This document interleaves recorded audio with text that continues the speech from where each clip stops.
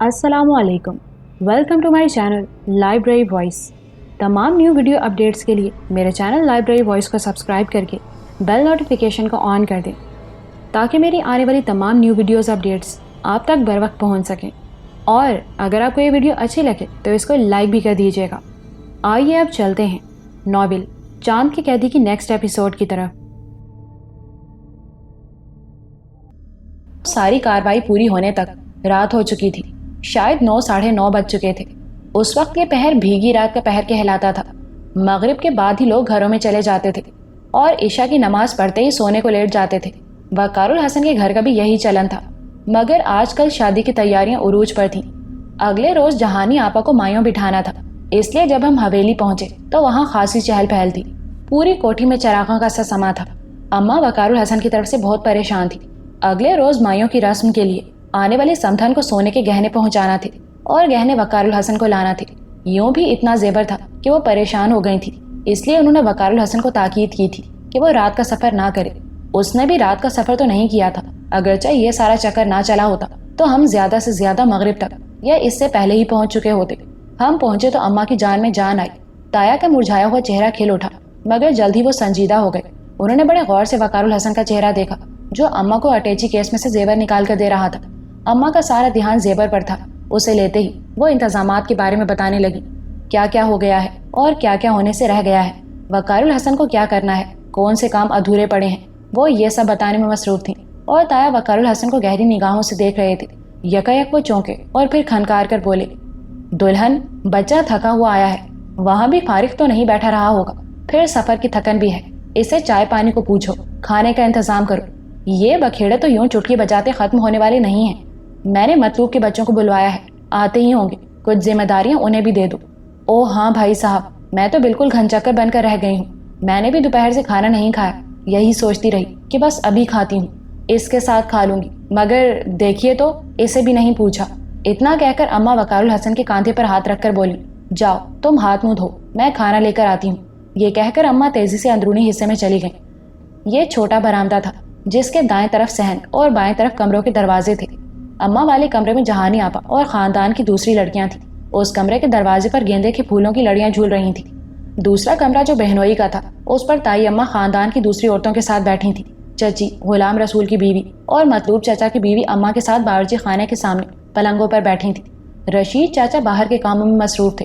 खानदान में मतलूब चाचा की फैमिली के अलावा अकलीमा ताई की दोनों बच्चियां, दोनों बेटे और एक बहू आई हुई थी। गौसिया फूफो अपनी औलाद के साथ देहरादून से आ गई थी। हकीम अली अहमद को ताया ने बाइसरार बुलवाया था। उनकी दोनों बेटियां और बेटा भी आए हुए थे। हकीम अली अहमद अलबत्ता वापस घर चले गए थे। उन्हें अपने बिस्तर के सिवा और अपने घर से बाहर नींद नहीं आती थी। ये तमाम कुछ था, मगर वकारुल हसन इस हंगामे से दूर ताया के पास बड़े पलंग पर आंखें मूंदे लेटा था। उठो बेटा, तुम्हारी अम्मा खाना ले आएंगी, तुम हाथ मुंह धो। कुछ देर बाद ताया ने उसके परेशान बालों में उंगलियां फेरते हुए कहा। वकारुल हसन ने आंखें खोलकर ताया को देखा। उन आंखों में बेपनाह थकन के आसार, आंसुओं के समंदरों का सा सकूत और गहराई थी। एक ऐसे शोर का सिर्फ एहसास जो ना सुनाई देता हो और ना दिखाई देता हो, सिर्फ महसूस होता हो। क्या बात है बेटा, सब ठीक है ना? सब कुछ, कोई बात, कोई खतरा, कोई परेशानी? वो ये पूछते पूछते ही घबरा गए थे। वकारुल हसन उठा। नहीं ताया, यूं ही थकन बहुत है। लगता है बहुत लंबा सफर तय किया है। बरसों से सफर पर हूँ। पैरों की थकन जैसे रोम रोम में बस गई है। सफर और सिर्फ सफर, ना खत्म होने वाला मुसलसल सफर। वकारुल हसन बोलते बोलते फिर लेट गया। वाकई उसकी आवाज के उतार चढ़ाव में, उसके बदन की हर हरकत में, उसकी आंख की हर झपक में बेपनाह थकन थी। वो मुसलसल सफर में था। ये उसने गलत तो नहीं कहा था। वो तो 8 बरस की उम्र से ही सफर पर रवाना हो गया था। खौफ और दहशत का सफर, जहाँ रास्तों ने पलट पलट कर उसे कई बार डसा था। जहाँ शराब की तरह झिलमिलाती हुई मंजिल बार बार अपनी झप दिखाकर धुंधलकों में खो जाती थी। जहाँ उसके साथ सफर करने वाली हर उम्मीद की किरण पुरअसरारियत की नजर हो चुकी थी। वो इस वक्त एक ऐसे मुसाफिर की तरह लुटा पुटा बैठा था जो एक बेमकसद सफर में अपना सब कुछ हार चुका हो, जिसे ना मंजिल ही मिली हो ना रास्ता, जो बेवजह जंगलों में भटक भटक कर मंजिल की सिमत जाने वाले रास्ते ही को तलाश करता रहा हो और नाकाम लौट आया हो। वकारुल हसन ने इतना कुछ किया, आबला पाई की, दिन का चैन और रातों की नींद तज डाली। अपनी जात में बरसती बूंदों की ठंडक को महसूस कर पाया। ना मोहब्बत और नफरत ऐसे जज्बों की सच्चाई ही पा सका, ना रिश्तों के हक निभा पाया, نہ دشمنی کی آگ کو ٹھنڈا کر پایا۔ وہ کچھ بھی تو نہیں کر سکا، یوں جیسے صدیوں پہلے جس جگہ کھڑا تھا اب بھی وہیں ہو، جیسے اپنی ذات کا ہر دکھ گہری رات کے زخمی ہاتھوں میں چھوڑ آیا ہو، جیسے اپنی ہر امید، ہر خواہش کا چراغ حالات کی تیز آندھی کی پیشانی پر ٹکا دیا ہو۔ میں سوچ رہا تھا، دیکھ رہا تھا اور اپنے دل میں لہریں سی اٹھتی محسوس کر رہا تھا۔ آج میں نے ایمانداری سے، پوری ایمانداری سے اپنے اندر وقار الحسن کا دکھ محسوس کیا تھا۔ مجھے دکھ تھا کہ وقار الحسن نے اپنے گرد ایسی دیواریں کھڑی کر رکھی ہیں جن کا مقصد قطعی اسے محفوظ کرنا نہیں ہے۔ وہ دیواریں محض لوگوں کو دکھانے کے لیے کھینچی گئی ہیں، صرف اور صرف اتنا سننے کے لیے کہ وقار الحسن بہت شریف اور نیک لڑکا ہے۔ اس ایک جملے کو سننے کی تسکین اس کا سب کچھ چھین لے گئی تھی۔ کتنا بڑا سودا کر رہا تھا وقار الحسن، کس قدر خسارے کا سودا تھا یہ، اور وقار الحسن کو قطعی احساس نہیں تھا، اسے قطعی ادراک نہیں تھا کہ اس کی اپنی ایک زندگی ہے، اس کی الگ ذات ہے، اس کا کردار اور اس کی سوچ ہے، اس کی خواہشات اور امنگیں ہیں، سارے جذبے ہیں، وہ اچھے ہوں یا برے، نیک ہوں یا بد، ان کا تعلق اس کی ذات ہے۔ اور اگر ذات سفر کرے گی، اپنے ارتقاء کی طرف بڑھے گی، تو اسے سب جذبے، سارے احساسات بھگتانے ہیں، سب پرکھنے ہیں۔ وہ ان جذبوں کو اپنے اندر سے نکال کر انسان نہیں رہ سکتا، اور نہ ہی یہ جذبے اس سے باہر اپنی کوئی حیثیت رکھتے ہیں۔ اور میں یہی اسے بتانا چاہتا تھا کہ نیک اور بد کا، اچھے اور برے کا وہ فلسفہ جو لوگوں نے خالی لمبی دوپہروں میں حقہ پیتے ہوئے برگد یا نیم کی گھنی چھاؤں کے نیچے بیکار لیٹے لیٹے تخلیق کیا تھا، وہ غلط تھا، غلط ہے اور غلط رہے گا۔ وہ انسان ہے، اسے انسان ہی بن کر رہنا ہوگا۔ اگر لوگ دوسروں کے تجربوں اور مشاہدوں سے کچھ حاصل کر لیا کرتے تو پہلے بھی تو نیک لوگ گزرے تھے، ان کی جزا اور بروں کی سزا دیکھ کر دنیا عبرت پکڑ چکی ہوتی، سبق حاصل کر چکی ہوتی۔ معاف کیجیے گا، میں یہ سب اس لیے نہیں کہہ رہا کہ وقار الحسن بھٹک جائے، نہ میرا یہ مقصد ہے کہ انسان کو برا کرتا رہنا چاہیے۔ میں تو صرف یہ بتانے کی کوشش کر رہا ہوں کہ اسے کم از کم اپنے سیدھے سادے جذبوں کو پرکھنے کا حق تھا۔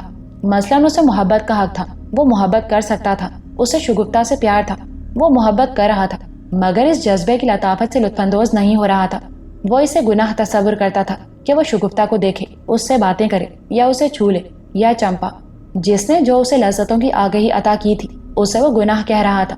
ممکن ہے آپ مجھ سے متفق نہ ہوں، بالکل ایسے ہی جیسے وقار الحسن متفق نہیں ہے۔ اگر ایسا ہے تو آپ بھی زندگی کو ضائع کر رہے ہیں۔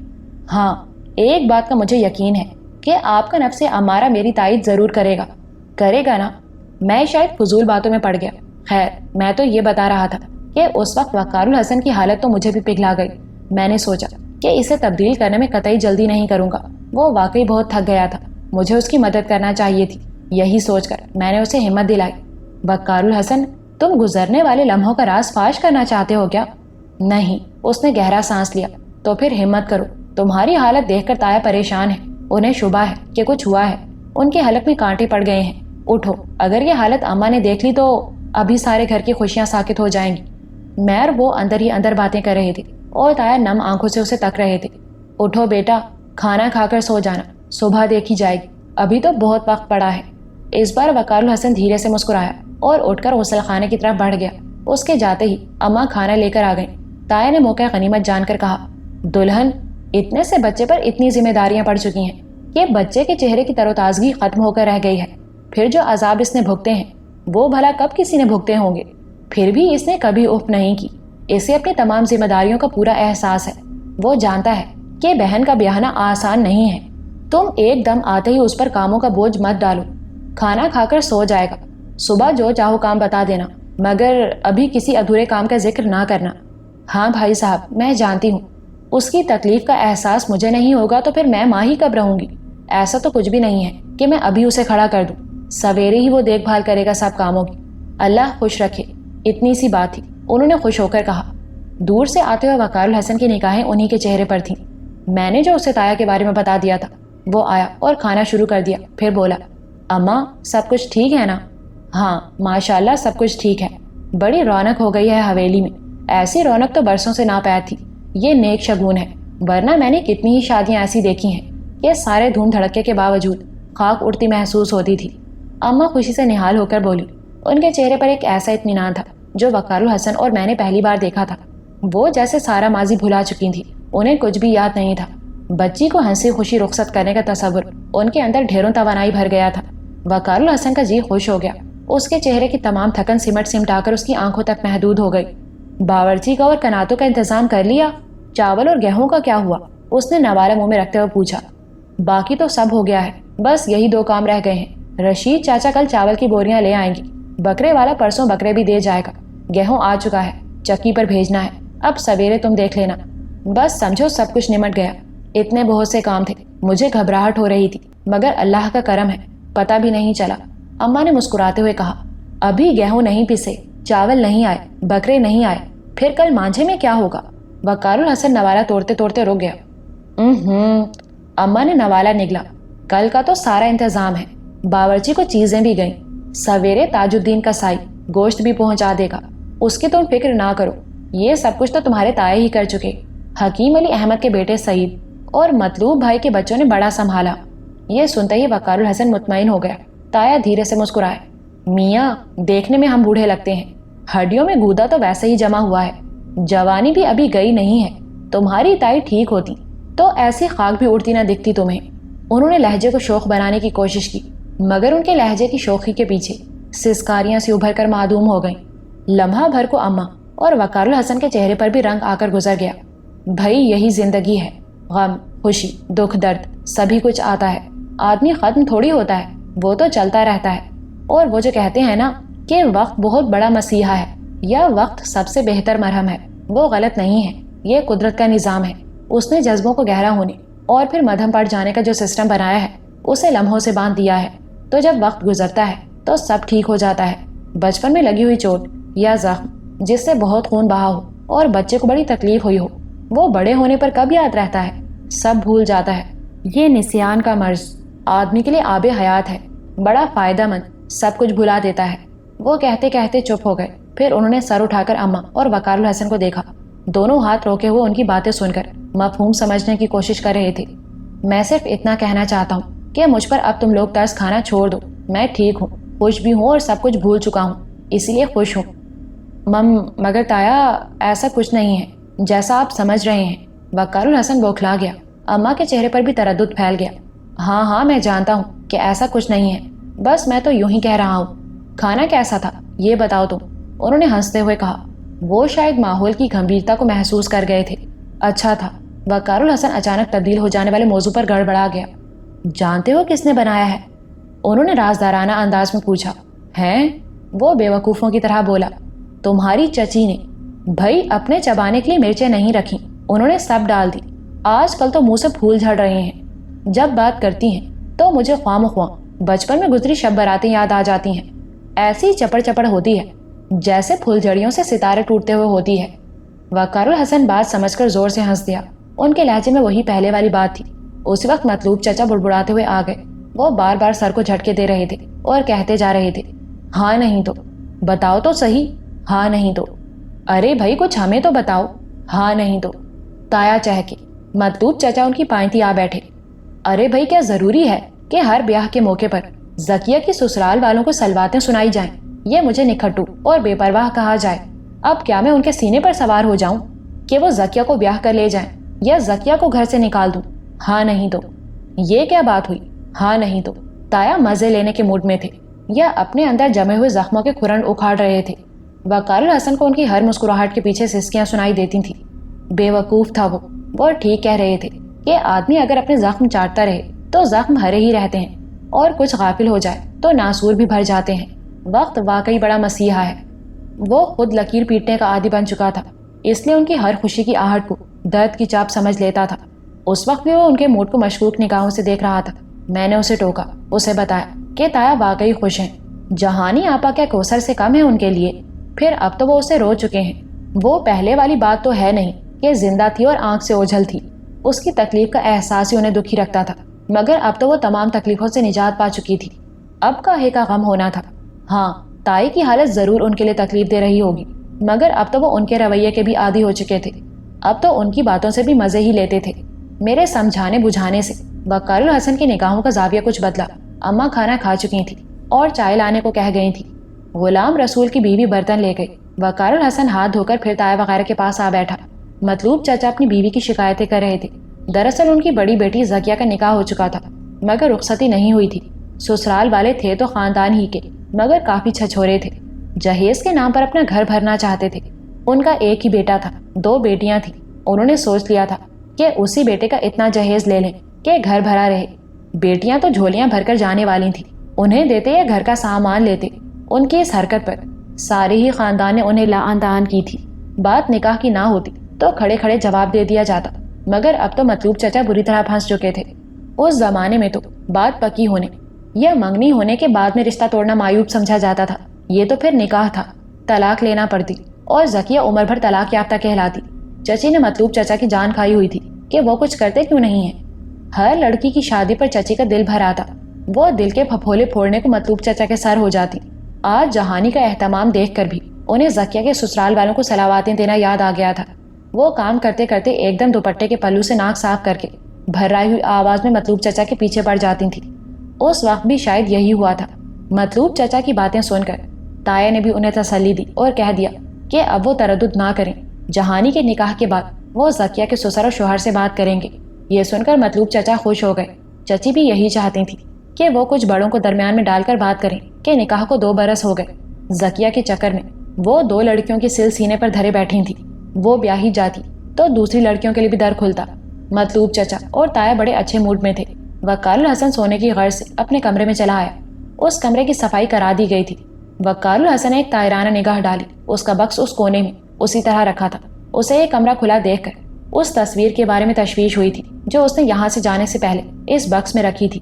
اس وقت اس میں اتنی ہمت نہ تھی کہ وہ بکس کھول کر سوامی جی اور پردادے کی تصویر دیکھ کر اطمینان کرتا، کیونکہ وہ اس کونے میں اسی پوزیشن میں رکھا تھا، اس لیے زیادہ پریشانی بھی نہ تھی۔ اما نے اس پر سفید میز پوش ڈال کر 2 گلدان رکھوا دیے تھے۔ ان گلدانوں میں موتیا اور بیلے کی کلیاں سجی تھیں، جس سے کمرہ معطر ہو رہا تھا۔ وقار الحسن چادر اوڑھ کر لیٹ گیا اور جلد ہی بے خبر ہو گیا۔ میں اس سے باتیں کرنا چاہتا تھا، مگر اس کی حالت دیکھ کر چپ رہا۔ اس کے سوتے ہی میں چپکے سے باہر آیا اور اماں والے کمرے میں جا پہنچا۔ سارے خاندان کی کنواری لڑکیاں یہاں جمع تھیں، بہت سی ایسی بھی تھیں جنہیں میں آج پہلی بار دیکھ رہا تھا۔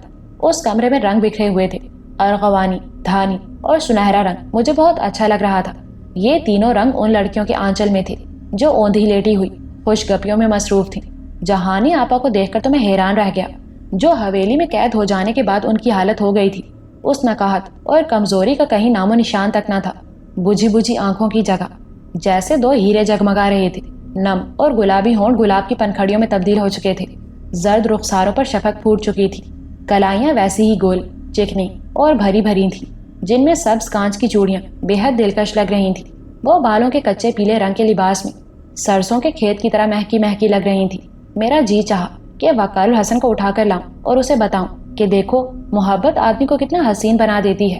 جذبہ جنم لیتا ہے تو آدمی کو مہکا دیتا ہے، اور جب اسی جذبے کو برتا جائے تو آدمی پر حسن برسنے لگتا ہے۔ جہانی آپا نے ابھی جذبوں کو برتا ہی کب تھا، ابھی تو جذبے ان کے اندر ہی چکرا رہے تھے، جیسے اندر ڈھیروں چراغ جگمگا رہے ہوں۔ مجھے یقین تھا کہ جذبے پرکھے تو ان پر نگاہ ٹکانا مشکل ہوگا۔ پتہ نہیں وقار الحسن کے دماغ میں یہ سب کیوں نہیں آتا تھا۔ اس کی بے وقوفی کے فلسفے اس کے بدن پر گہری لکیریں ڈال رہے تھے۔ اس کی آنکھوں کی تمام چمک چھین چکے تھے۔ اس کے بدن کی توانائی، اس کے چہرے کی دمک اور اس کی تمام خوبصورتی بدصورتی میں بدل رہے تھے۔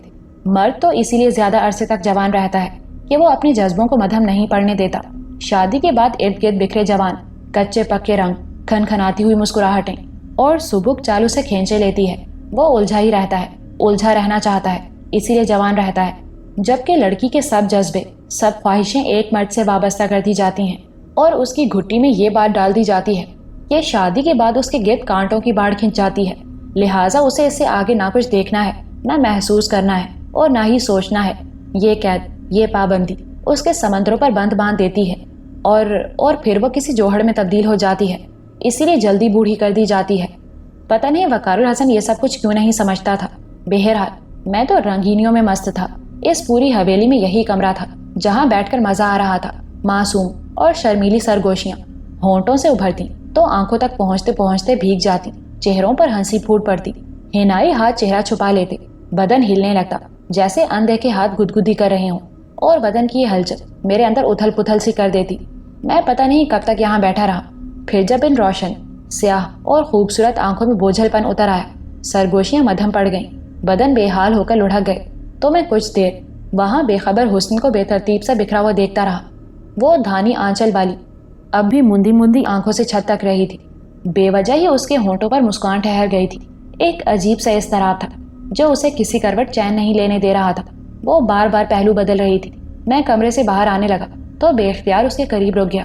دل میں ایک لہر سی اٹھی اور میں نے بے اختیار اس کے خوبصورت ملائم سے رخسار کو چھونے کے لیے ہاتھ بڑھا دیا۔ میں جانتا تھا کہ میں اسے چھو نہیں پاؤں گا، مگر اتنا ہوگا کہ میرے اندر اٹھتی ہوئی لہریں تھم جائیں گی۔ جو ہی میں نے اس کے رخسار کو چھوا، وہ اچھل کر اٹھ بیٹھی۔ کون ہے؟ اس کی سہمی ہوئی آواز سے جہانی آپا چونک اٹھی، جو شاید سوئی نہیں تھی، سونے کی کوشش کر رہی تھی۔ کیا بات ہے ندا؟ جہانی آپا نے اس سے پوچھا۔ میں ہکا بکا تھا۔ مجھے تو گمان بھی نہیں تھا کہ کوئی میرا لمس بھی محسوس کر سکتا ہے، میرا کوئی لمس بھی ہو سکتا ہے، جبکہ اس لڑکی کا جسے جہانی آپا نے ندا کہہ کر مخاطب کیا تھا رنگ بالکل سفید ہو رہا تھا۔ وہ اب بھی اپنے رخسار پر ہاتھ رکھے سہمی ہوئی بیٹھی تھی۔ بولو نا، کیا بات ہے؟ اب جہانی آپا اٹھ کر اس کے قریب آ گئی تھی۔ آپا، یہاں کوئی ہے؟ وہ اور سمٹ گئے۔ پاگل، یہاں تو بہت سے لوگ ہیں، مطلب کیا ہے تمہارا؟ جہانی آپا نے اس کا ہاتھ پکڑ لیا۔ نہیں جہانی آپا، کسی نے ابھی یہاں ہاتھ رکھا تھا، ٹھنڈا، بالکل یخ ہاتھ۔ اب اس کی آواز کانپ رہی تھی۔ وہم ہے تمہارا، یہاں کوئی نہیں ہے۔ ارے ہاں، دیکھو تو، یہ صفیہ ہوگی۔ جہانی آپا نے برابر میں لیٹی ہوئی لڑکی کی طرف اشارہ کیا۔ اس کا ہاتھ لگا ہوگا، سو جاؤ۔ ندا نے پلٹ کر صفیہ کی طرف دیکھا، پھر چاروں طرف دیکھا، کچھ مطمئن سی ہو کر لیٹ گئی، مگر اس بار وہ جہانی آپا کے قریب سرک گئی تھی۔ ندا نے کیا محسوس کیا؟ وہ ڈر رہی تھی یا نہیں؟ میرا یہ مسئلہ نہیں تھا، میں تو اچنبھے میں تھا کہ یہ سب کچھ ہوا کیسے۔ اگر واقعی ایسا ہو گیا تھا تو یہ ایک نئی بات تھی۔ میں اپنی اس خوبی سے بڑے بڑوں کو نہ کچھ چنے چبا سکتا تھا۔ میں مسرور ہو گیا، جی چاہا کہ سب لڑکیوں کو چھیڑوں، مگر یہ سوچ کر چپ ہو گیا کہ فی الوقت ایسا کرنا خاندان والوں کے لیے نیا عذاب کھڑا کرنا ہوگا۔ شادی کا گھر تلپٹ ہو جائے گا۔ برسوں بعد تو لوگوں کے دماغ سے یہ باتیں نکلی ہوں گی۔ شادی میں بلانے کو اماں نے سب سے جانے کیسے کیسے جھوٹ بولے ہوں گے۔ اگر ایسی کوئی بات پھیل گئی تو اماں کو تو لینے کے دینے پڑ جائیں گے۔ لوگ ان باتوں کو بھی شکنتلا سے منسوب کر دیں گے، اور جب وقار الحسن کو حقیقت کا پتہ چلا تو وہ باولا ہی ہو جائے گا۔ پتہ نہیں میرے ساتھ کیا کرے۔ یہ سوچ کر میں باز رہا۔ خود کو قابو میں کیے ہوئے میں واپس وقار الحسن کے کمرے میں لوٹ آیا، چپکے سے اس کے اندر اترا اور سو گیا۔ صبح اذانوں کے وقت ہی وقار الحسن کی آنکھ کھل گئی۔ وہ اب کافی بہتر تھا۔ گھر میں چہل پہل شروع ہو گئی تھی۔ وضو کے لوٹے بھرے جا رہے تھے، جائے نمازیں بانٹی جا رہی تھیں۔ تایا اور گھر کے دوسرے مرد مسجد جانے کی تیاری میں مصروف تھے۔ سویرے سے اچھی خاصی سردی تھی۔ غلام رسول کی بیوی نے جانے کب اٹھ کر بڑا بھگونا بھر کر پانی گرم کر دیا تھا۔ ہر بار لوٹا بھر پانی نکلنے پر وہ ایک لوٹا پانی اور ڈال دیتی تھی۔ میں اس ساری کاروائی کو دیکھ کر الجھ گیا تھا۔ اتنا ٹھنڈا موسم تھا اور یہ سب ایسے وقت میں بستروں میں دبکے پڑے رہنے کی بجائے کانپتے لرزتے پھر رہے تھے۔ میں نے وقار الحسن کو اکسایا، اتنی سردی میں باہر جاؤ گے؟ اتنا گرم لحاف چھوڑ کر، ایسی میٹھی نیند چھوڑ کر؟ بکواس مت کرو، سب کچھ ٹھیک ہے، مگر کبھی مجھے ورغلانے اور پھسلانے کی کوشش نہ کرنا۔ وہ جھنجھلا گیا تھا اور اس کی یہی بات مجھے سخت ناپسند تھی۔ وہ یہ نہیں سمجھتا تھا کہ میں جو کچھ کہہ رہا ہوں وہ اسی کے فائدے کے لیے کہہ رہا ہوں۔ اس میں ورغلانے یا پھسلانے کی کیا بات ہے؟ میں چڑ گیا۔ تم بتاؤ، کیا تمہیں نیند نہیں آ رہی؟ کیا لحاف گرم نہیں ہے؟ کیا باہر سردی نہیں ہے؟ ہاں جانتا ہوں میں سب کچھ، سردی گرمی کی تمیز ہے مجھے، مگر یہ نماز، یار یہ بچپن کی عادت ہے، ویسے بھی نماز پڑھنا چاہیے۔ وقار الحسن نے اٹھنے کی بجائے لحاف اپنے چاروں طرف لپیٹتے ہوئے کہا۔ میں اس کی حرکت دیکھ کر نہال ہو گیا۔ ہاں تو پڑھ لینا، ایسے بھی کیا جلدی ہے؟ میں نے فوراً اپنے لہجے میں سوچ پیدا کر لی، قضا بھی تو پڑھ سکتے ہو۔ اور میری بات جیسے وقار الحسن کے دل میں اترتی چلی گئی۔ یہ میری سب سے زیادہ بڑی کامیابی تھی۔ میرا تو مقصد ہی یہی تھا کہ اسے ان بے وجہ کی محنتوں سے دور کر دوں، وہ آرام کی اہمیت سے واقف ہو جائے۔ میرے یہ سب کہنے کے بعد سے اسے کچھ زیادہ ہی سردی لگنے لگی تھی۔ وہ لحاف کے اندر بھی سکڑ کر لیٹ گیا۔ کوئی دوسرا وقت ہوتا تو اماں سر پر سوار ہو جاتی، مگر آج وہ بے حد مصروف تھی۔ رشید چاچا سامان لے آئے تھے۔ غلام رسول اور دوسرے کچھ لڑکے جنہیں رشید چاچا اپنے ساتھ لائے تھے گندم اور چاول کی بوریاں اندر رکھوا رہے تھے۔ یہ دیکھ کر وقار الحسن کو اٹھنا پڑا۔ تایا بھی دوبارہ دیکھنے آئے تھے۔ اٹھو بٹوا کی آواز لگا گئے تھے۔ اتنے بہت سے لوگوں کے سامنے میں بے بس ہو گیا، مگر بہرحال کامیاب رہا تھا۔ وقار الحسن کا دل اٹھنے کو نہیں چاہ رہا تھا۔ یہی میری کامیابی تھی۔ وہ تمام دن بہت مصروفیت کا تھا۔ 3 بجے مہمان آنا شروع ہو گئے تھے۔ آج جہانی آپا کا مانجھا تھا۔ وقار الحسن نے بڑے برآمدے کے گرد شامیانے کھنچوا کر اسے بالکل الگ کر دیا تھا تاکہ کوئی اس طرف نہ جا سکے۔ یہ ہمیں آنے کے بعد یاد آیا تھا کہ اس کی اندرونی دیوار پر بھالا اب بھی پیوست تھا اور دیوار پر خون کی لکیریں بھی جمی ہوئی تھیں۔ جاتے ہوئے تو ہم اتنے حواس باختہ تھے کہ یاد ہی نہ رہا. اب یہ تو بڑا کرم ہوا کہ مصروفیت کی بنا پر کوئی اس طرف نہ جا سکا، ورنہ وقار الحسن کے گھر میں گھستے ہی اماں یا تایا ضرور باز پرس کرتے. وقار الحسن جب وہاں سے گزر کر اس اونچے کچے چبوترے کی طرف جا رہا تھا تو اسے خیال آیا. اس نے جا کر دیکھا تو یہ سب کچھ کسی کو بھی دہشت زدہ کرنے کے لیے کافی تھا. تبھی اس نے اس کے چاروں طرف شامیانے کھنچوا دیے. کچے چبوترے کو بالکل پرانے ڈھب سے سجایا گیا. اس کے چاروں ستونوں کے نیچے بیلوں والے گملے رکھ کر بیلیں اس پر چڑھوا دیں. پانی کا چھڑکاؤ کر کے مٹی بٹھائی گئی. اسے چکنی مٹی سے لیپا گیا اور پھر اس پر دریاں اور سفید چاندنیاں بچھوا کر چاروں طرف گاؤ تکیے رکھے گئے. چاندی کے اگل دان اور پان دان سجائے گئے. چاندی کی کٹوریاں اور چاندی ہی کے لوٹے رکھے گئے. یہاں بھی وقار الحسن نے اوپر جاتی ہوئی سیڑھیوں کو نظر انداز نہیں کیا تھا. اس کے آگے شامیانہ ایسے کھنچوا دیا کہ کہیں کوئی بچہ یا انجان آدمی اوپر نہ جا سکے. اس پر ہی بس نہیں کیا گیا، وہاں سامنے کے رخ پر تخت بچھا کر اس طرف کا راستہ بالکل بند کر دیا گیا. وقار الحسن نے اپنے تئیں ہر احتیاط کر لی تھی، جس کا چچا اور تایا بھی کئی بار معائنہ کر کے گئے تھے اور اب مطمئن تھے. اماں نے بھی اپنی تسلی کر لی تھی. کئی بار دبے دبے اپنے خوف کا اظہار بھی کیا تھا کہ کوئی نیا مسئلہ نہ کھڑا ہو جائے.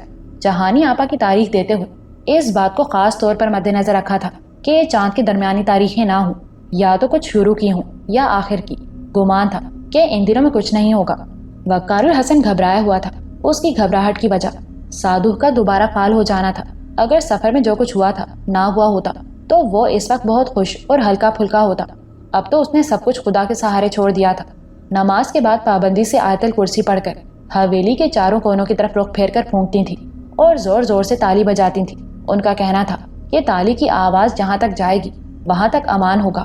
ان کا دل اس بات سے کسی حد تک مطمئن تھا، مگر وقار الحسن جن حالات سے گزرا تھا انہوں نے اسے یہ بتا دیا تھا کہ ان تمام باتوں کے باوجود کہیں کوئی ایسا لمحہ ضرور ہوتا تھا جس پر ان کی گرفت ڈھیلی ہو جاتی تھی اور اسے سادھو اچک لیتا تھا، یا سوامی نے ایسے کتنے ہی لمحوں کو چرا کر ان پر عذاب نازل کیے تھے.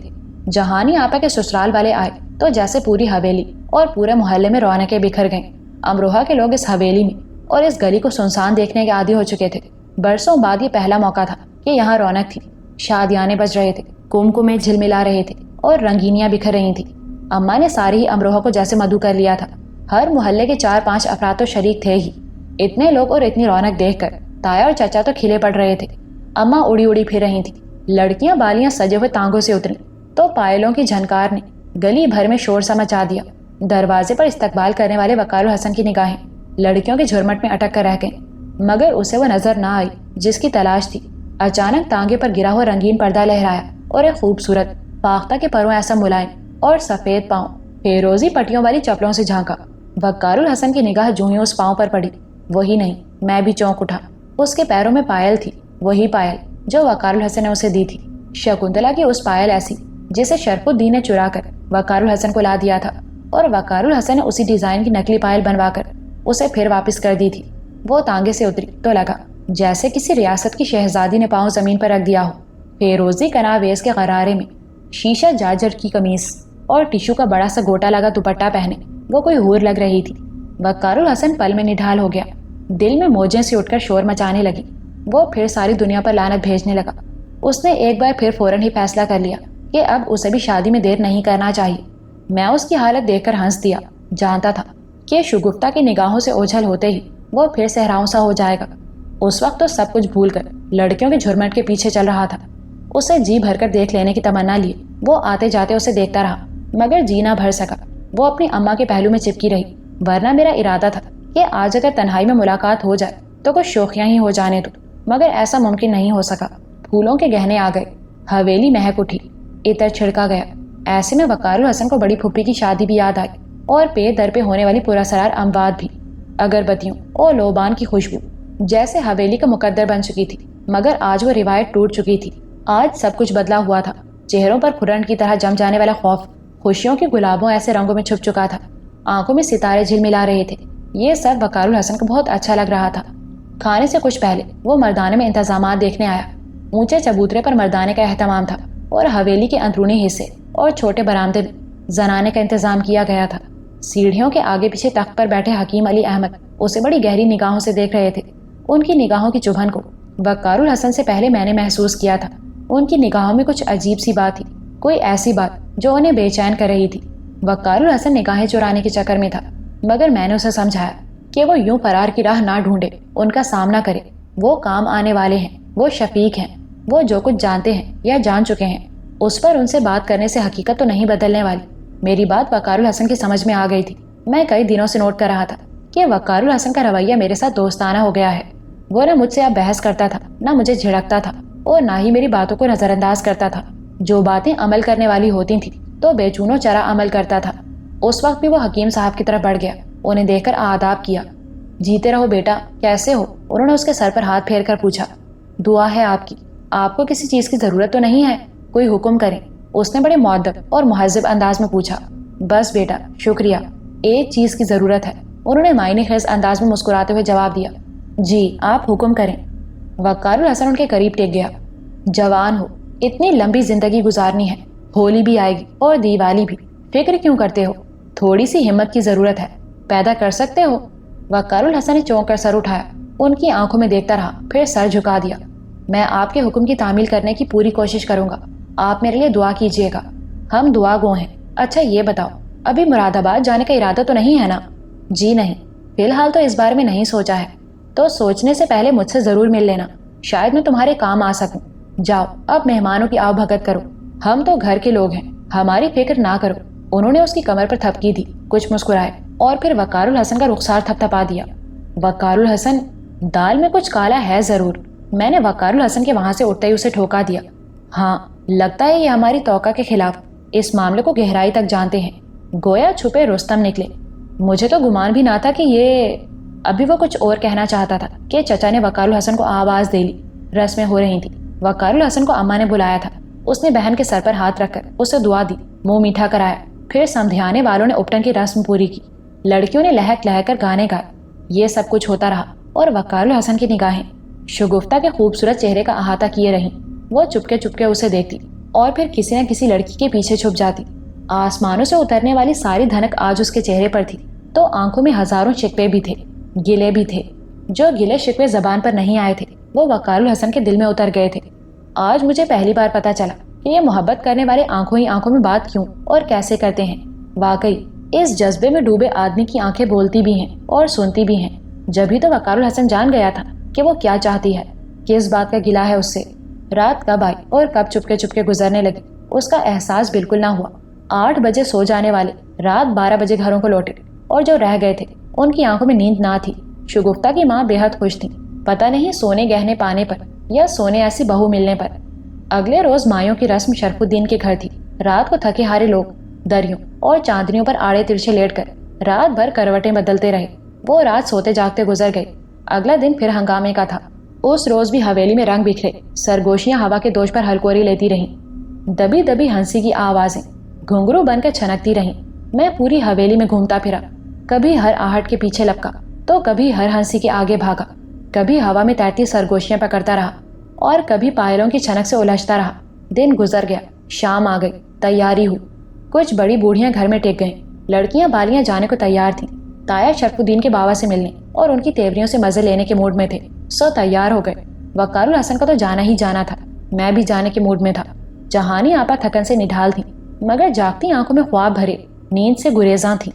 ताई, जिन्हें मेहमानों में सब भूल गए थे, उस वक्त जहानी आपा के पास बैठी अपने बुरके के बटन से खेल रही थी। बुरका अब भी उनके जिस्म पर लटका हुआ था। अम्मा चाहती नहीं थी कि वो भी जाएं, वहां बेवजह का तमाशा बन जाता। और ताई यूं सर थी कि बकौल उनके वहां कोसर आने वाली थी अपने ससुराल के साथ। वो वहां लोगों के दरमियान ये फैसला कराने वाली थी कि ससुराल वालों ने कोसर को जर खरीद समझ लिया, माँ बाप के पास भी नहीं आने देते। ताया ने बड़ी मुश्किलों से यह कहकर टाला कि तुम ना जाओ, मैं खुद उनसे निमट लूंगा। अगर तुम्हारी जरूरत पड़ी तो वक्कार उल हसन को भेजकर बुलवा लूंगा। वो वक्कार उल हसन की वापसी की मुंतजिर थी। हालांकि अभी वो लोग गए भी नहीं थे। कुछ ही देर बाद सजे सजाए तांगे आ गए। लड़कियां बड़ी बड़ी चादरों में लिपटी तांगों में जा बैठी। वहां हमारा वालिहाना इस्तकबाल किया गया। शरफुद्दीन पर भी धनक बरस रही थी। वक्कार उल हसन ने उसे बढ़कर गले से लगाया तो उसने सरगोशी की। वक्कार उल हसन, दोस्त, जिंदगी इसका नाम है, उसका नहीं जो तुम गुजार रहे हो। वक्कार उल हसन की चमकती हुई आंखें पल भर को बुझ कर रह गई। मुरादाबाद से यहाँ तक का सफर याद आ गया।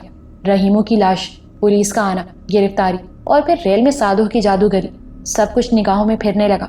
तमाम मंजर धुंधलाने लगे। वो धीरे से बोला, हाँ दोस्त, زندگی اسی کا نام ہے، مگر میں زندوں میں شمار ہی کب ہوں؟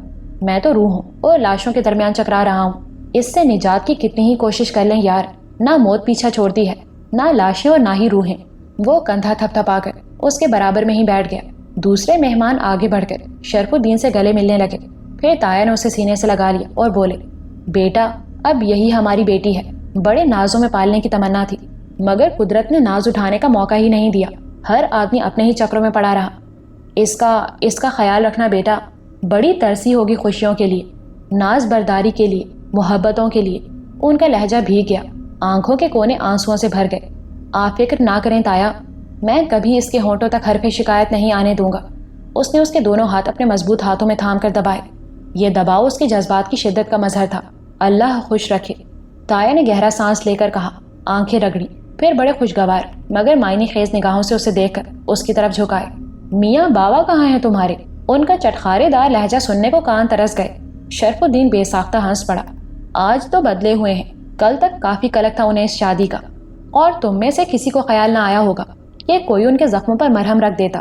یہ شرف الدین جو سر جھکائے دھیمے دھیمے باتیں کر رہا تھا، زور سے ہنس پڑا۔ چلو ہم ہی پوچھ لیتے ہیں، ویسے یہ تو بتاؤ کہ ان سے افسوس کیا جائے یا مبارکباد دی جائے؟ تایا پلیز، ابھی فتنہ کھڑا کر دیں گے۔ وقار الحسن جو دوسری طرف متوجہ تھا مگر کان انہی کی باتوں پر تھے، بول اٹھا، میں یہاں فضول باتوں میں الجھ کر بور ہو رہا تھا، لہٰذا وقار الحسن سے شگفتہ کو دیکھنے کے بہانے اجازت لے کر اس سے باہر چلا آیا۔ اندر بکھرا حسن کل سے زیادہ تھا، بہت سے ایسے چہرے بھی نظر آ رہے تھے جو کل دکھائی نہیں دیے تھے۔ میں گھومتا گھامتا شرف الدین کے بابا کے پاس پہنچ گیا، جو باورچیوں پر اپنا سارا غصہ اتار رہے تھے۔ ان کی تیوریوں کے بل کم نہیں ہوئے تھے بلکہ بڑھ گئے تھے۔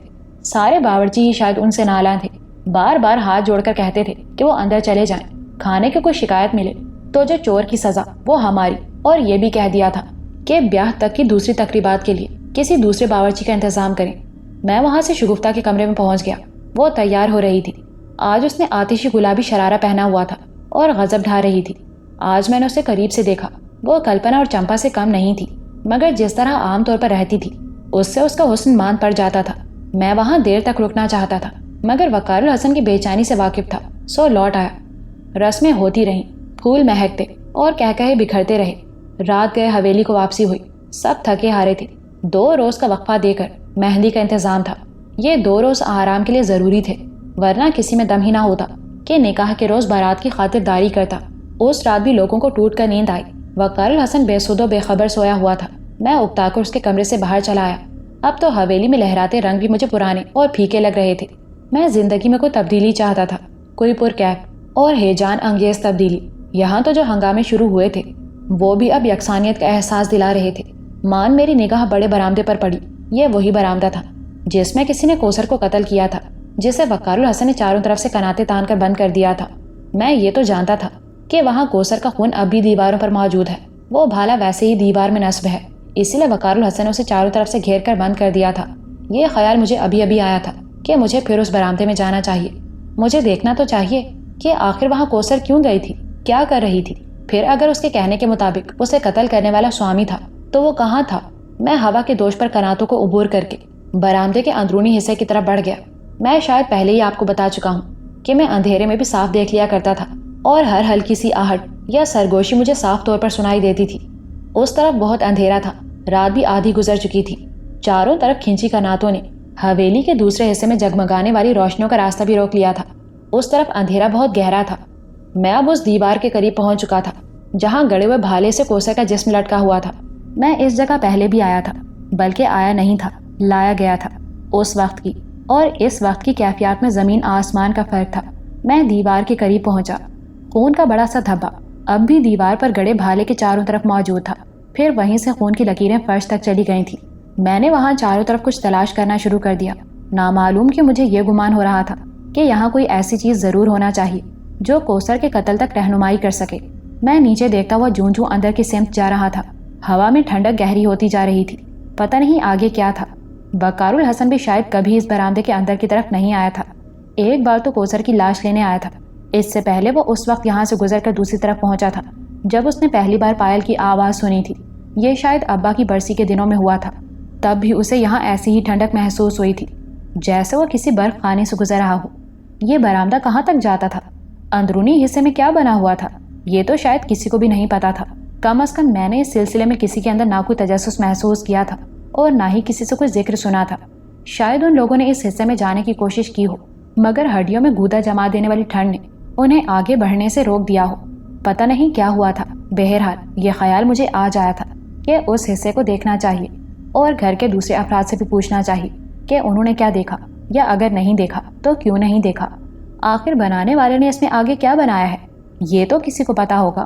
میں نے دیوار کے ساتھ ساتھ اندر جانے کا ارادہ کیا. میں دھیرے دھیرے اپنے جسم کو آگے سرکانے لگا. میرا خیال تھا کہ یہاں کی یہ غیر فطری سی ٹھنڈک مجھے اتنی محسوس نہیں ہوگی. ظاہر ہے کہ میرا کوئی جسم تو تھا نہیں کہ منفی درجہ حرارت میں لرزنے لگتا. میں آگے بڑھ رہا تھا. میرے چاروں طرف اب کچھ ایسی دھند تھی جیسے برف کی بڑی بڑی سیلوں سے بھاپ اٹھ رہی ہو. چاروں طرف کی دیواروں سے بھاپ نکل کر ہر طرف پھیل رہی تھی. سامنے کے منظر کچھ دھندلا گئے تھے. میں نے اپنی بصارت پر کچھ دباؤ ڈالا پھر بھی کچھ دکھائی نہ دیا. ٹھنڈک بھی کہیں اندر اترتی محسوس ہو رہی تھی. پھر اچانک مجھے لگا جیسے میرے سامنے ہوا کا بلکہ اس یک بھاپ کا دباؤ بڑھ گیا ہو. ایک رکاوٹ سی کھڑی ہو گئی تھی سامنے جسے میں اپنی پوری قوت سے دھکیل کر آگے بڑھنا چاہ رہا تھا. میں کچھ ہی دور تک جا سکا پھر یوں لگا جیسے میں اب ذرا بھی آگے نہیں بڑھ سکتا. اچانک مجھے کچھ عجیب سی آوازیں آنے لگیں یوں جیسے کوئی دھیرے دھیرے کچھ پڑھ رہا ہے. جیسے آواز کہیں دور سے آتے آتے ہوا کے رخ کی وجہ سے اچانک کہیں بھٹک جاتی ہے. یہ آواز سامنے کی طرف سے آ رہی تھی. یوں لگتا تھا جیسے میں کسی سرنگ کے دہانے پر کھڑا ہوں جو اندر ہی اندر دور تک چلی گئی ہے اور یہ آواز وہیں سے آ رہی تھی اسی سرنگ سے. پتہ نہیں وہ کون سی قوت تھی جو مجھے ایک ہی جگہ جمے رہنے پر مجبور کر رہی تھی. اب وہاں کھڑے رہنا بے سود تھا. میں آہستگی سے لوٹ آیا. اپنے یوں ناکام ہو جانے پر مجھے حیرت بھی تھی. میں جو دیواروں کو عبور کر گیا تھا سائے کی طرح بند دروازے کو پار کر چکا تھا. ایک نظر نہ آنے والی قوت کے آگے بے بس ہو گیا. اس کا مطلب یہ تھا کہ ابھی وقار الحسن کو کچھ اور کرنا چاہیے تھا. اس کے وظائف پورے نہیں تھے. مجھ میں طاقت نہیں آئی تھی کہ میں واقعی خود کو کسی طور پر با اختیار کہہ سکتا. مجھے یقین ہو چلا کہ ابھی بہت کچھ کرنا باقی ہے. ابھی وقار الحسن کو میرے لیے اور بھی ایسا کچھ کرنا ہے کہ میں بے بس نہ رہوں. میں بڑا مایوس تھا. حویلی میں پھیلا سناٹا یوں بھی دہلائے دے رہا تھا. ایسی حویلی جہاں ڈھیروں لوگ سو رہے ہوں, یک فرش پر آڑے ترچھے پڑے ہوں, منچلی لڑکیاں ہوں. وہاں ایک ایسا سناٹا جس میں لوگوں کے سانس لینے کی آواز بھی آتی محسوس نہ ہو. دل دہلا دینے کو کافی تھا. یوں لگا جیسے میرے سامنے بہت سی لاشیں پڑی ہیں بے حس و حرکت. ان کے سانسوں کا زیرو بم بھی نہیں تھا. میں گھبرا گیا. ہوا میں رچا بسا یہ سکوت مجھے بھی خوفزدہ کرنے لگا تھا. میں تیزی سے وقار الحسن کے کمرے میں داخل ہوا. میں اس کے قریب پہنچا تو یوں لگا جیسے وہ بھی سانس نہ لے رہا ہو. دم بھر کو میں نے سوچا کہ یہ سچ ہوا تو ممکن ہے میں آزاد ہو جاؤں یا ممکن ہے کہ میری بھی موت واقع ہو جائے. میں جو کچھ بھی تھا وقار الحسن کی ذات کا حصہ تھا. اس کے ساتھ ہی پیدا ہوا تھا تو اس کے ساتھ ہی مجھے ختم بھی ہو جانا چاہیے تھا. یہ وقت سوچنے کا نہیں تھا. میں اپنا اطمینان چاہتا تھا. میں دھیرے سے وقار الحسن کے اندر اتر گیا. اس کے ساکت وجود میں خفیف سی حرکت ہوئی تو مجھے یقین آیا کہ وہ زندہ ہے. وقار الحسن اٹھو, میں نے دھیرے سے پکارا. وہ ہڑبڑا کر اٹھ بیٹھا. کیا ہوا, کیا بات ہے؟ پتہ نہیں وقار الحسن, میں صرف اتنا جاننا چاہتا ہوں کہ تم زندہ ہو نا. تمہارا خیال تھا کہ میں مر چکا ہوں, اس نے جھنجھلا کر کہا اور دوبارہ لیٹ گیا. میں اتنی آسانی سے مرنے والا نہیں ہوں. اور ہاں, دوسری بات بھی غور سے سن لو. میں مر گیا تو تم مجھ سے یہ پوچھنے کے لیے زندہ نہیں رہو گے کہ میں زندہ ہوں یا مر گیا. سمجھے تم؟ اس بار اس نے کروٹ لے لی. شاید اسے بہت زیادہ تھکن اور نیند تھی. وہ اتنی جلدی اٹھا دینے پر جھلایا ہوا تھا.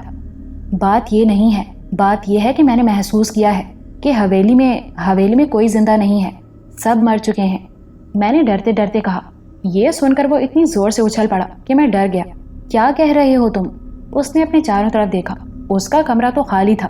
یہاں اس کے سوا کوئی اور نہیں تھا. اس کے انداز میں بے یقینی تھی. ٹھیک کہہ رہا ہوں, مجھے یہی محسوس ہوا تھا. اور تم بھی بالکل ویسے ہی ساکت تھے جیسے وہ سب. اس لیے میں نے جانا کہ شاید تم. اس نے میری پوری بات سنی نہیں. وہ پلنگ سے چھلانگ لگا کر باہر بھاگا تھا. میں اس کے پیچھے تھا. وہ سب سے پہلے اماں کے کمرے میں گھسا.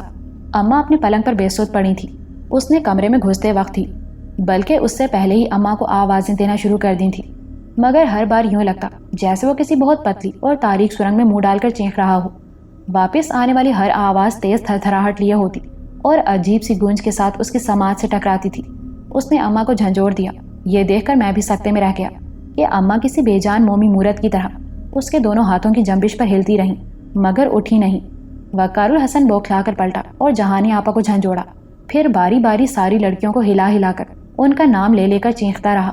اب اس کی آنکھوں سے آنسوؤں کی لکیریں بہہ رہی تھیں، اس کی چیخیں آسمان سے باتیں کر رہی تھیں، لگتا تھا جیسے حویلی کے سارے لوگ ہی مر گئے ہوں۔ وقار الحسن کی چیخوں کے جواب میں وہی موت کسی خاموشی تاری تھی۔ وہ رو رہا تھا، پھوٹ پھوٹ کر رو رہا تھا، کبھی وہ کسی کے رخسار تھپ تھپاتا اور کبھی کسی کو گلے سے لگا کر رونے لگتا۔ اس کے گرد بکھرے تمام جسم بے جان تھے۔ میں نے اسے تسلی دینا چاہی تو وہ مجھ پر برس پڑا، پھر اچھل کر کھڑا ہو گیا اور باہر بھاگا۔ میں اب بھی اس کے پیچھے تھا۔ اس بار اس کا رخ تایا اور تائی کے کمرے کی طرف تھا۔ اس نے کمرے میں قدم رکھتے ہی حلق کی پوری قوت سے تایا کو آوازیں دی، پھر ان کا چہرہ دونوں ہاتھوں میں لے کر تکتا رہا، پھٹی پھٹی آنکھوں سے انہیں دیکھتا رہا۔ اس کے چہرے کی وحشت نے مجھے یقین دلا دیا کہ وہ آج مکمل طور پر پاگل ہو گیا ہے۔ وہ دوبارہ حواسوں میں آنے والا نہیں لگتا تھا۔ آج گویا سارا کھیل ختم ہو گیا تھا۔ سوامی نے اپنا بدلہ لے لیا تھا۔ اس نے صرف حویلی کے ہی افراد کو نہیں، پورے خاندان کے ایک ایک فرد کو موت کے گھاٹ اتار دیا تھا، اجاڑ دیا تھا۔ مرزا سولت بیگ کے پورے خاندان کو۔ میں پتھر کی طرح بت بنا کھڑا وقار الحسن کی پھٹی ہوئی وحشتناک آنکھوں کو دیکھ رہا تھا کہ اچانک اس کے ہونٹ لرزے اور سرگوشی ابھری۔ تایا، اٹھ جائیے تایا، بارات آنے والی ہے، کب تک آپ لوگ سوتے رہیں گے؟ ہزاروں کام پڑے ہیں تایا، یہ خوشی کا موقع ہے۔ برسوں بعد تو اس حویلی میں رونقیں جاگی ہیں تایا۔ اتنا سناٹا، ایسی خاموشی سے میرا دل گھبرا رہا ہے۔ جہانی آپا کیا سوچیں گی کہ یہ کیسے لوگ ہیں جو ان کی خوشیوں پر خوش نہیں ہیں؟ اٹھ جائیے، اٹھ جائیے، وہ کہتا جا رہا تھا۔ اس کی آواز بلند ہوتی جا رہی تھی، اس کے منہ سے کف جاری ہو گیا تھا۔ وہ سر کو زور زور سے جھٹکے دے کر تایا کو جھنجھوڑ رہا تھا، چیخ رہا تھا، مگر تایا، ان کے چہرے پر بلا کا سکوت تھا، موت کا سا اطمینان، ایسا اطمینان جو سارے عذابوں سے چھوٹ جانے پر طاری ہوتا ہے۔ اٹھتے کیوں نہیں یہ اٹھتے کیوں نہیں؟ وہ چیخ کر میری طرف پلٹا۔ اس کی حالت دیکھ کر جی چاہا کہ میں بھی چیخنا شروع کر دوں، پھوٹ پھوٹ کر رونے لگوں، مگر میں نے ضبط کیا، تحمل سے کام لے کر اس کے کاندھے پر ہاتھ رکھ دیا۔ وقار الحسن، صبر کرو، صبر کرو، بکواس بند کرو۔ وہ گھونسا بنا کر میری طرف لپکا۔ چاچا، ہاں چچا، چچی، پھوپھی، یہ سب اٹھائیں گے انہیں۔ اتنا کہہ کر اس نے پھر چھلانگ لگائی اور کمرے سے باہر نکل گیا۔ وہ چچا والے کمرے میں پہنچ گیا۔ مجھ میں اب سکت نہیں تھی کہ میں اس کی حالت کو دیکھ سکتا۔ رات گہری تھی، پتہ نہیں صبح ہونے میں کتنی دیر تھی۔ میں وہیں باہر برآمدے میں رک گیا، جانتا تھا کہ ابھی کچھ ہی دیر میں وقار الحسن کی چیخیں گونجنے لگیں گی، وہ چچا وغیرہ کو اٹھانے کی کوشش کرے گا۔ وہی ہوا۔ کچھ ہی دیر بعد اس کی فلک شگاف چیخوں سے گھبرا کر میں اندر چلا گیا۔ وہ چچا کو سینے سے لگائے رو رہا تھا۔ قریب ہی چچی، غوثیہ پھوپھی، اقلیمہ تائی اور ان کی دونوں بچیاں بکھری ہوئی تھیں۔ میں لوٹ آیا۔ اچانک مجھے غلام رسول، رشید چاچا اور ان کی بہو وغیرہ کا خیال آیا۔ میں وہاں پہنچ گیا۔ وہاں گہرا اندھیرا تھا اور کمرے میں وہی موت کا سا سناٹا، نہ کسی کے سانس لینے کی آواز تھی، نہ کوئی اور آہٹ۔ میں نے روشنی کر کے ان لوگوں کو دیکھنے کی حماقت نہیں کی۔ جس قدر مجھے اس اندھیرے میں نظر آ رہا تھا وہ حقیقت جاننے کو کافی تھا۔ یوں لگتا تھا جیسے قیامت آ گئی ہو، سب کچھ تباہ ہو چکا ہو۔ میں حیران تھا کہ یہ سب کیسے ہو گیا، اب کیا ہوگا؟ کل جب شرف الدین کو پتہ چلے گا تو کیا ہوگا؟ پورے امروہہ میں کوہرام مچ جائے گا۔ وقار الحسن حواس کھو چکا تھا، اسے قابو کرنا اب میرے بس میں نہیں تھا۔ میں یہ بھی سوچ رہا تھا کہ کیسے کسی کو اطلاع دوں، شرف الدین کو کیسے خبر کروں۔ وہی ایسا تھا جو وقار الحسن کو سنبھال سکتا تھا، مگر کیا خبر کہ وہ خود بھی حواس کھو بیٹھے۔ یہ حادثہ تو اس کے لیے بھی معمولی نہ ہوگا۔ وہ جس قدر خوش تھا، ایسے میں یہ سانحہ تو اس کی جان بھی لے سکتا تھا۔ میں پھر وقار الحسن کے پاس چلا گیا۔ وہ اب تک ایک ایک کا چہرہ دیکھتا پھر رہا تھا، ایک ایک کا نام لے کر آوازیں دے رہا تھا، سب سے کہہ رہا تھا کہ اٹھ جاؤ، صبح ہونے والی ہے، شادی کا انتظام کرنا ہے۔ میں اس کے اندر چلا گیا، اسے قابو میں کرنے کے لیے، اسے سنبھالنے کے لیے۔ میں نے اسے سمجھانا چاہا، بتانا چاہا کہ وہ یہاں وقت ضائع کرنے کی بجائے شرف الدین کو اطلاع کرے، لوگوں کو بتائے، کسی ڈاکٹر کو بلائے تاکہ وہ ان لوگوں کو دیکھ سکے، معائنہ کر سکے۔ مگر وہ تو جیسے بہرا ہو گیا تھا، وہ میری بات سن ہی نہیں رہا تھا۔ اچانک مجھے حکیم علی احمد کا خیال آیا۔ یہ خیال آیا کہ شاید میں ان تک یہاں ہونے والے حادثے کی اطلاع پہنچا سکوں۔ ان کے بچے رات عشاء کی اذان کے بعد گھر جا چکے تھے، یہ بڑا غنیمت تھا، ورنہ اگر ان کی بھی کوئی اولاد یہاں اس حادثے کا شکار ہو جاتی تو انہیں بھی سنبھالنا مشکل ہوتا۔ میں نے آخری کوشش کی کہ وقار الحسن کو ساتھ لے جا سکوں۔ اس کا ساتھ لے جانا بہتر تھا۔ پتہ نہیں میں انہیں اطلاع کرنے میں کامیابی ہو پاتا ہوں یا نہیں۔ میں نے وقار الحسن سے کہا، وقار الحسن چلو حکیم علی احمد کو بلا لاتے ہیں، دیکھو نا وہ کتنے پائے کے حکیم ہیں، انہوں نے کوثر کو بھی تو اچھا کر دیا تھا نا، وہ آ گئے تو ان سب کو ٹھیک کر دیں گے۔ लम्हा भर को बदहवास वकारुल हसन साकित हो गया, फिर एकदम बोला, हाँ वो ठीक कर देंगे, हाँ उन्होंने कोसर को भी तो ठीक कर दिया था, चलो चलो। मैंने इत्मीनान का सांस लिया और हम फौरन ही हवेली से बाहर आ गए। हकीम अली अहमद का घर यहाँ से दूर नहीं था। बाहर ठंडी हवा चल रही थी। वकारुल हसन घर के हल्के कपड़ों में ही निकल आया था, मगर उसे सर्दी का कतई एहसास नहीं हो रहा था।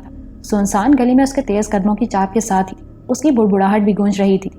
वकारुल हसन, मेरी बात गौर से सुनो, अपने आप को संभालो। अगर तुम यूं वहशत ज़दा रहे तो उन्हें कैसे बता सकोगे? उन्हें साथ लेकर आना, वो आकर मुआयना करेंगे, सब ठीक हो जाएगा। वकारुल हसन, मैं उसे झूठी तसल्लियाँ इसलिए दे रहा था कि वो फिलहाल खुद को संभाल ले। उसके दिल में पैदा होने वाली उम्मीदों से हिम्मत दे सकती थी, वरना अब तक तो जो कुछ इस हवेली में हुआ था उसमें से कुछ भी ठीक नहीं हुआ था।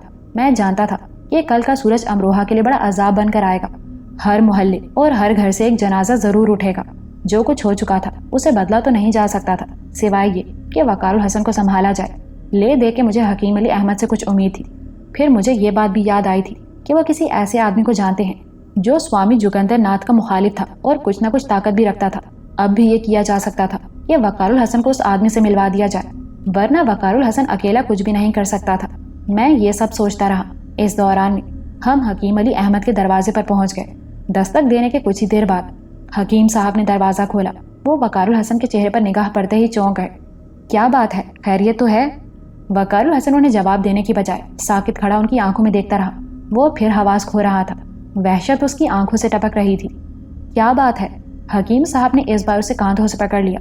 वो खुद भी घबरा गए थे। अंदर आओ, इतना कहते ही उन्होंने उसे अंदर खींच लिया। दरवाज़ा बंद करके वो वकारुल हसन की तरफ पलटे ही थे कि वकारुल हसन चीख मारकर उनसे चिमट गया। वो इतनी जोर से चीखा था कि पल भर में सारा घर उनके गिर्द इकट्ठा हो गया। सब बुरी तरह घबरा गए थे।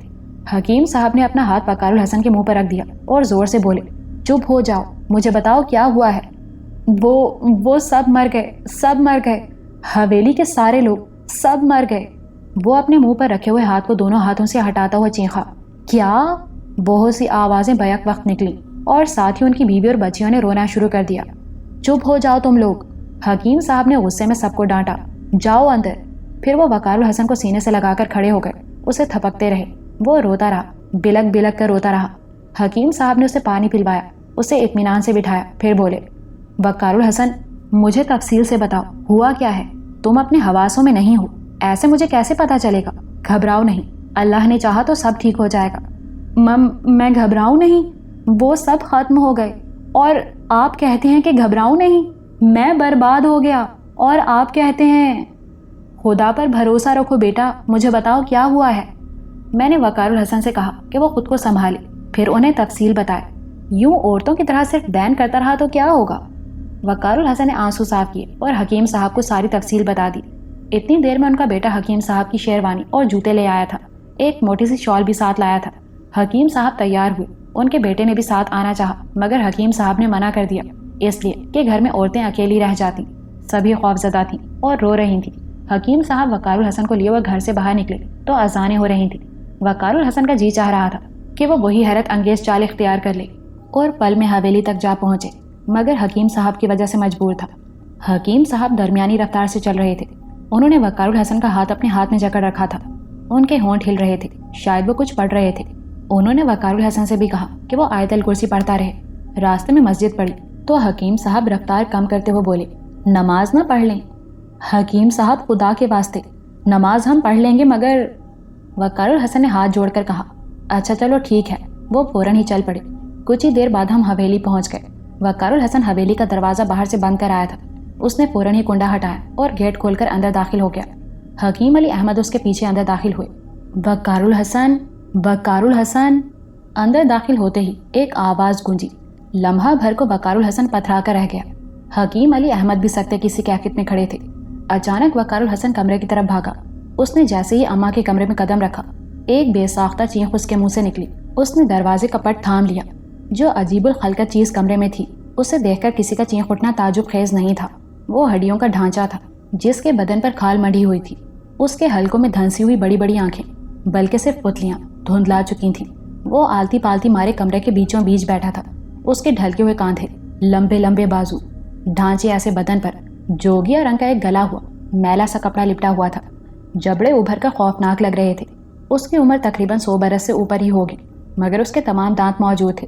کمرے میں پلنگ پر اماں ابدی نیند سو رہی تھی۔ فرش پر دائیں دیوار کے ساتھ بچھی چاندنیوں پر خوبصورت رنگوں میں لپٹی ہوئی لڑکیاں، جن کے اندر بھرپور زندگی کھنکھناتی ہوئی محسوس ہوتی تھی، اب بے جان لاشوں کی شکل میں بکھری ہوئی تھی۔ انہی لڑکیوں کے قریب ننگے فرش پر وہ ڈھانچہ بیٹھا تھا۔ میں اسے دیکھ کر چیخا تھا، مگر اب تک یہ نہیں جان پایا تھا کہ مجھے آواز دینے والا کون تھا۔ میرے پیچھے یہ حکیم علی احمد نے کمرے میں قدم رکھا اور پھر میں نے ان کے چہرے پر جو کچھ دیکھا اس نے مجھے بوکھلا دیا۔ وہ حیرت سے آنکھیں پھاڑی سامنے بیٹھے ڈھانچے کو ایک ٹک دیکھ رہے تھے۔ ان کے چہرے پر گہرے سائے یوں لہرا رہے تھے جیسے اندر کوئی طوفان موجزن ہو۔ ان کا منہ کھلا ہوا تھا، ہاتھوں میں راشا پیدا ہو گیا تھا، یا شاید کپ کپی تھی کہ وہ لرز رہے تھے، یعنی مجھے لگا جیسے بس وہ گرنے والے ہوں۔ میں نے جلدی سے آگے بڑھ کر انہیں تھام لیا۔ تم کون ہو؟ حکیم صاحب کے منہ سے نکلنے والی آواز مجھے اجنبی سی لگی۔ تم یقیناً پہچان گئے ہوگے علی احمد، یہ آواز ڈھانچے میں سے آئی تھی۔ ہاں، اس کے ابھرے ہوئے جبڑوں، ہلتے ہونٹوں سے یہ آواز ابھری تھی، ورنہ میں سمجھا تھا کہ سادھو نے رحیموں والے واقعے کی جانکاری کے بعد شاید اس کا ڈھانچہ سامنے لا بٹھایا ہے۔ آپ سوامی جی؟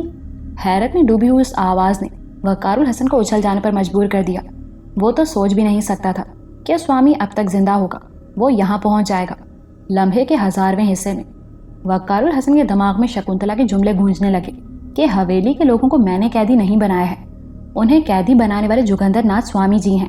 میں تو سوچتا تھا کہ شاید میں انہیں تمام عمر تلاش نہ کر پاؤں، وہ تو انہی کی تلاش میں نکلا تھا، مگر اس کمبخت سادھو نے اپنے جال میں اس بری طرح پھانس لیا کہ وقار الحسن وہ کچھ بھی نہ کر سکا جو کرنا چاہتا تھا یا جو مقصد حاصل کرنے کی اسے خواہش تھی۔ وقار الحسن آنکھیں پھاڑے اس ڈھانچے کو دیکھ رہا تھا، اس کی موجودگی اور پھر اسے سوامی کی حیثیت سے حکیم صاحب کا پہچان لینا یہ اتنا حیرت انگیز تھا کہ وقار الحسن ذرا دیر کو اپنے پیاروں کی بکھری ہوئی لاشوں کو بھی فراموش کر بیٹھا۔ اچانک ہی مجھے خیال آیا کہ اس خوفناک حادثے کا ذمہ دار یہ بوڑھا، یہ خبیث سوامی ہے۔ اسی کی وجہ سے وقار الحسن کے باپ دادا مرے، اسی کی وجہ سے گھر کے لوگ اتنی بڑی حویلی کے ہوتے ہوئے دربدر ہوئے۔ وہ لوگ حویلی نہ چھوڑتے، مراد آباد نہ جاتے تو شاید سادھو سے ٹکراؤ نہ ہوا ہوتا اور وقار الحسن مسلسل کرب میں نہ رہتا۔ پل بھر میں ہی دادا، ابا، بڑی پھوپھی، چھوٹی پھوپھی، لڈن، خورشید چاچا، رحیم، سب کی لاشیں نگاہوں میں پھر گئیں۔ جی چاہا کہ آگے بڑھ کر ہڈیوں کے اس ڈھیر کو ایسی لات رسید کروں کہ ساری ہڈیاں راکھ بن کر بکھر جائیں۔ اگر آپ… وقار الحسن کے کچھ کہنے یا کرنے سے پہلے ہی حکیم صاحب وقار الحسن سے 2 قدم آگے بڑھ گئے۔ ان بچوں نے تو آپ کو اذیت نہیں دی تھی سوامی جی، آپ تو بڑے ہی نرم دل کے تھے۔ میں تو سوچ بھی نہیں سکتا تھا کہ… میں تو مسلسل اس کوشش میں رہا کہ آپ سے کسی طرح ملاقات ہو، تو کوئی سخت دل کا جنم نہیں لیتا حکیم جی۔ میں نے بھی سولت بیگ کی بہت سی باتیں نظر انداز کی، اسے ٹوکتا رہا، روکتا رہا، مگر اس کی عیاشیاں اسی کی آنکھوں کی دھول بن گئیں۔ اسے سوائے عیاشیوں کے نہ کچھ سوچتا تھا نہ دکھائی دیتا تھا۔ میں نے اسے ملنا چھوڑ دیا، اس کے ساتھ بیٹھنا کیا، بات کرنا تک چھوڑ دیا، مگر وہ بجائے اس کے کہ میرے اس رویے کو محسوس کر کے شرمندہ ہوتا، اس نے مجھ ہی پر وار کیا، اور وار بھی ایسا گھناؤنا۔ میری بچی جو اسے پتا سامان مانتی تھی، اسی کو… تم نہیں جانتے حکیم صاحب وہ کیسی اذیت میں میرے پاس آئی تھی۔ وہ لمحہ بھر کو خاموش ہو گیا۔ تمہارے پاس آئی تھی؟ مگر وہ تو… نہیں۔ سوامی نے ہاتھ اٹھا کر حکیم علی احمد کی بات کاٹ دی۔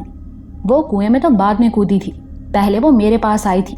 اگر تم اسے اس حال میں دیکھ لیتے تو شاید تم بھی وہی کرتے جو میں نے کیا ہے۔ میں نے سوگند کھا لی، اپنی بچی کو تڑپتے دیکھ کر سوگند کھا لی کہ میں اپنے جیون کا سارا گیان تج دوں گا، پر سولت بیگ کی نسل کو اس دھرتی پر پنپنے نہیں دوں گا۔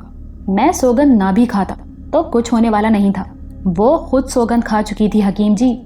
جانتے ہو کہ وہ آج بھی اپنے اس پریت یونی سے چھٹکارا نہیں پا سکی، کیسی اذیت میں ہے وہ، اور اس اذیت میں مبتلا کرنے والا بھی سولت کی اولاد ہے۔ سوامی کی دھندلائی ہوئی پتلیاں وقار الحسن کے چہرے پر ٹیک گئیں۔ میں نے اس کی کنپٹی سے پسینہ پھوٹتا دیکھا۔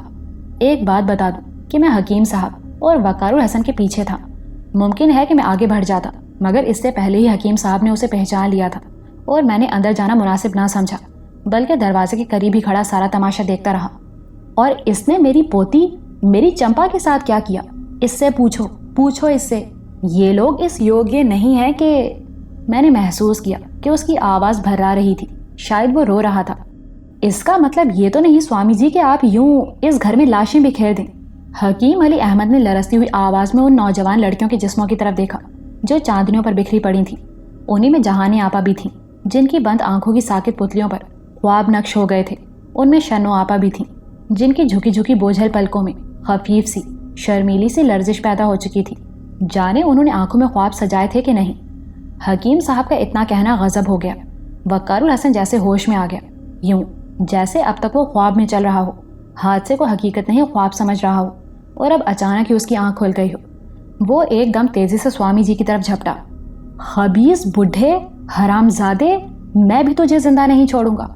इतना कहकर वो किसी उकाबी की तरह स्वामी जी की तरफ झपटा था। इससे पहले कि हकीम साहब उसे रोकते, स्वामी जी के करीब पहुंचने से पहले ही उसे एक जोरदार झटका लगा। वो लड़खड़ाया और फिर हमारे देखते ही देखते जोर से फर्श पर गिर पड़ा। अब ऐसी कोई गलती नहीं करना मूर्ख, स्वामी जी के लहजे में शोले से दहकते महसूस हुए। तू हकीम जी के साथ ना होता तो इन लाशों के दरमियान पड़ा होता। वैसे मैं सोचता हूँ कि तुझे नहीं मरना चाहिए, तुझे अर्थियाँ उठानी है, तेरा मरना ठीक नहीं है। वो बात कर रहा था और मैं देख रहा था कि वक्कारुल हसन का दायां हाथ रेंगता हुआ उसके गिरेबान के अंदर जा रहा है। मैं फौरन समझ गया कि वो पेशबंद के मुहाफिजों को अपनी मदद के लिए बुलाना चाहता है। शायद कोसर ने उसे कोई खास तरीका बताया हुआ था। मेरे देखते ही देखते कमरे में तेज रोशनी और सरसराहट फैल गई।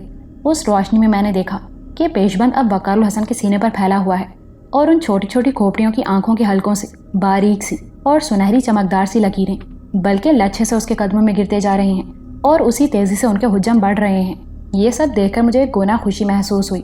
मैंने पहला काम ये किया कि लपक कर वक्कारुल हसन के अंदर दाखिल हो गया। पता नहीं क्यों मैं बाहर था तो एक अजीब से खौफ में मुब्तला था। मुझे यूं लग रहा था जैसे स्वामी ने मुझे देख लिया तो वो मुझे नुकसान पहुंचाएगा। शायद मैं ऐसा इसलिए महसूस कर रहा था कि उसका असल मुजरिम तो मैं था। मैंने वक्कारुल हसन को बरखलाकर शकुंतला की पायल और दूसरी चीज़ें साधु के हवाले करने का मशवरा दिया था। मैंने ही चंपा के बदन का सोना, उसके जिस्म का शहद वक्कारुल हसन के अंदर उंडेलने के सामान पैदा किए थे। मैं जानता था कि खुद वक्कारुल हसन बहुत मजबूत किरदार का शरीफ आदमी है। मेरे बहकावे में आने से पहले उसने कितनी मुज़ाहमत की थी ये मैं ही जानता था। उस वाक़ये के बाद वो किस कदर शर्मिंदा था, उसने मुझे कैसे कैसे लताड़ा था ये भी मैं ही जानता था। गोया मेरी ही दाढ़ी में तिनका था, इसलिए मुझे स्वामी से खौफ महसूस हो रहा था। जिस वक्त वक्कारुल हसन के सीने पर फैले हुए पेशबंद से बारीक बारीक सांपों के लच्छे गिर रहे थे, उस वक्त स्वामी और हकीम साहब की सारी तवज्जो उन सांपों पर थी। मैं उसी लम्हे की गफलत से फ़ायदा उठाकर उसके अंदर दाखिल हो चुका था। मैंने वक्कारुल हसन को इस बरवक्त इक़दाम पर बड़ी शाबाशी दी, मगर दूसरे ही लम्हे वक्कारुल हसन की तरह मैं भी हैरतज़दा रह गया। स्वामी जुगंदर नाथ का खौफनाक कह कहा पूरी हवेली में गूंज उठा। वक्कारुल हसन हवानकों की तरह उसे देख रहा था। हकीम साहब की हालत भी देखने वाली थी। वो आंखें फाड़े दीवार का सहारा लिए जमीन पर रेंगते और रबर की तरह बड़े होते हुए सांपों को और कभी वक्कारुल हसन के सीने पर फैले उस पेशबंद को हैरत से तक रहे थे। ये चमत्कार मुझे मत दिखा मूर्ख। वो हजारों बरस पहले का शौबदेबाज बच्चा है मेरे सामने।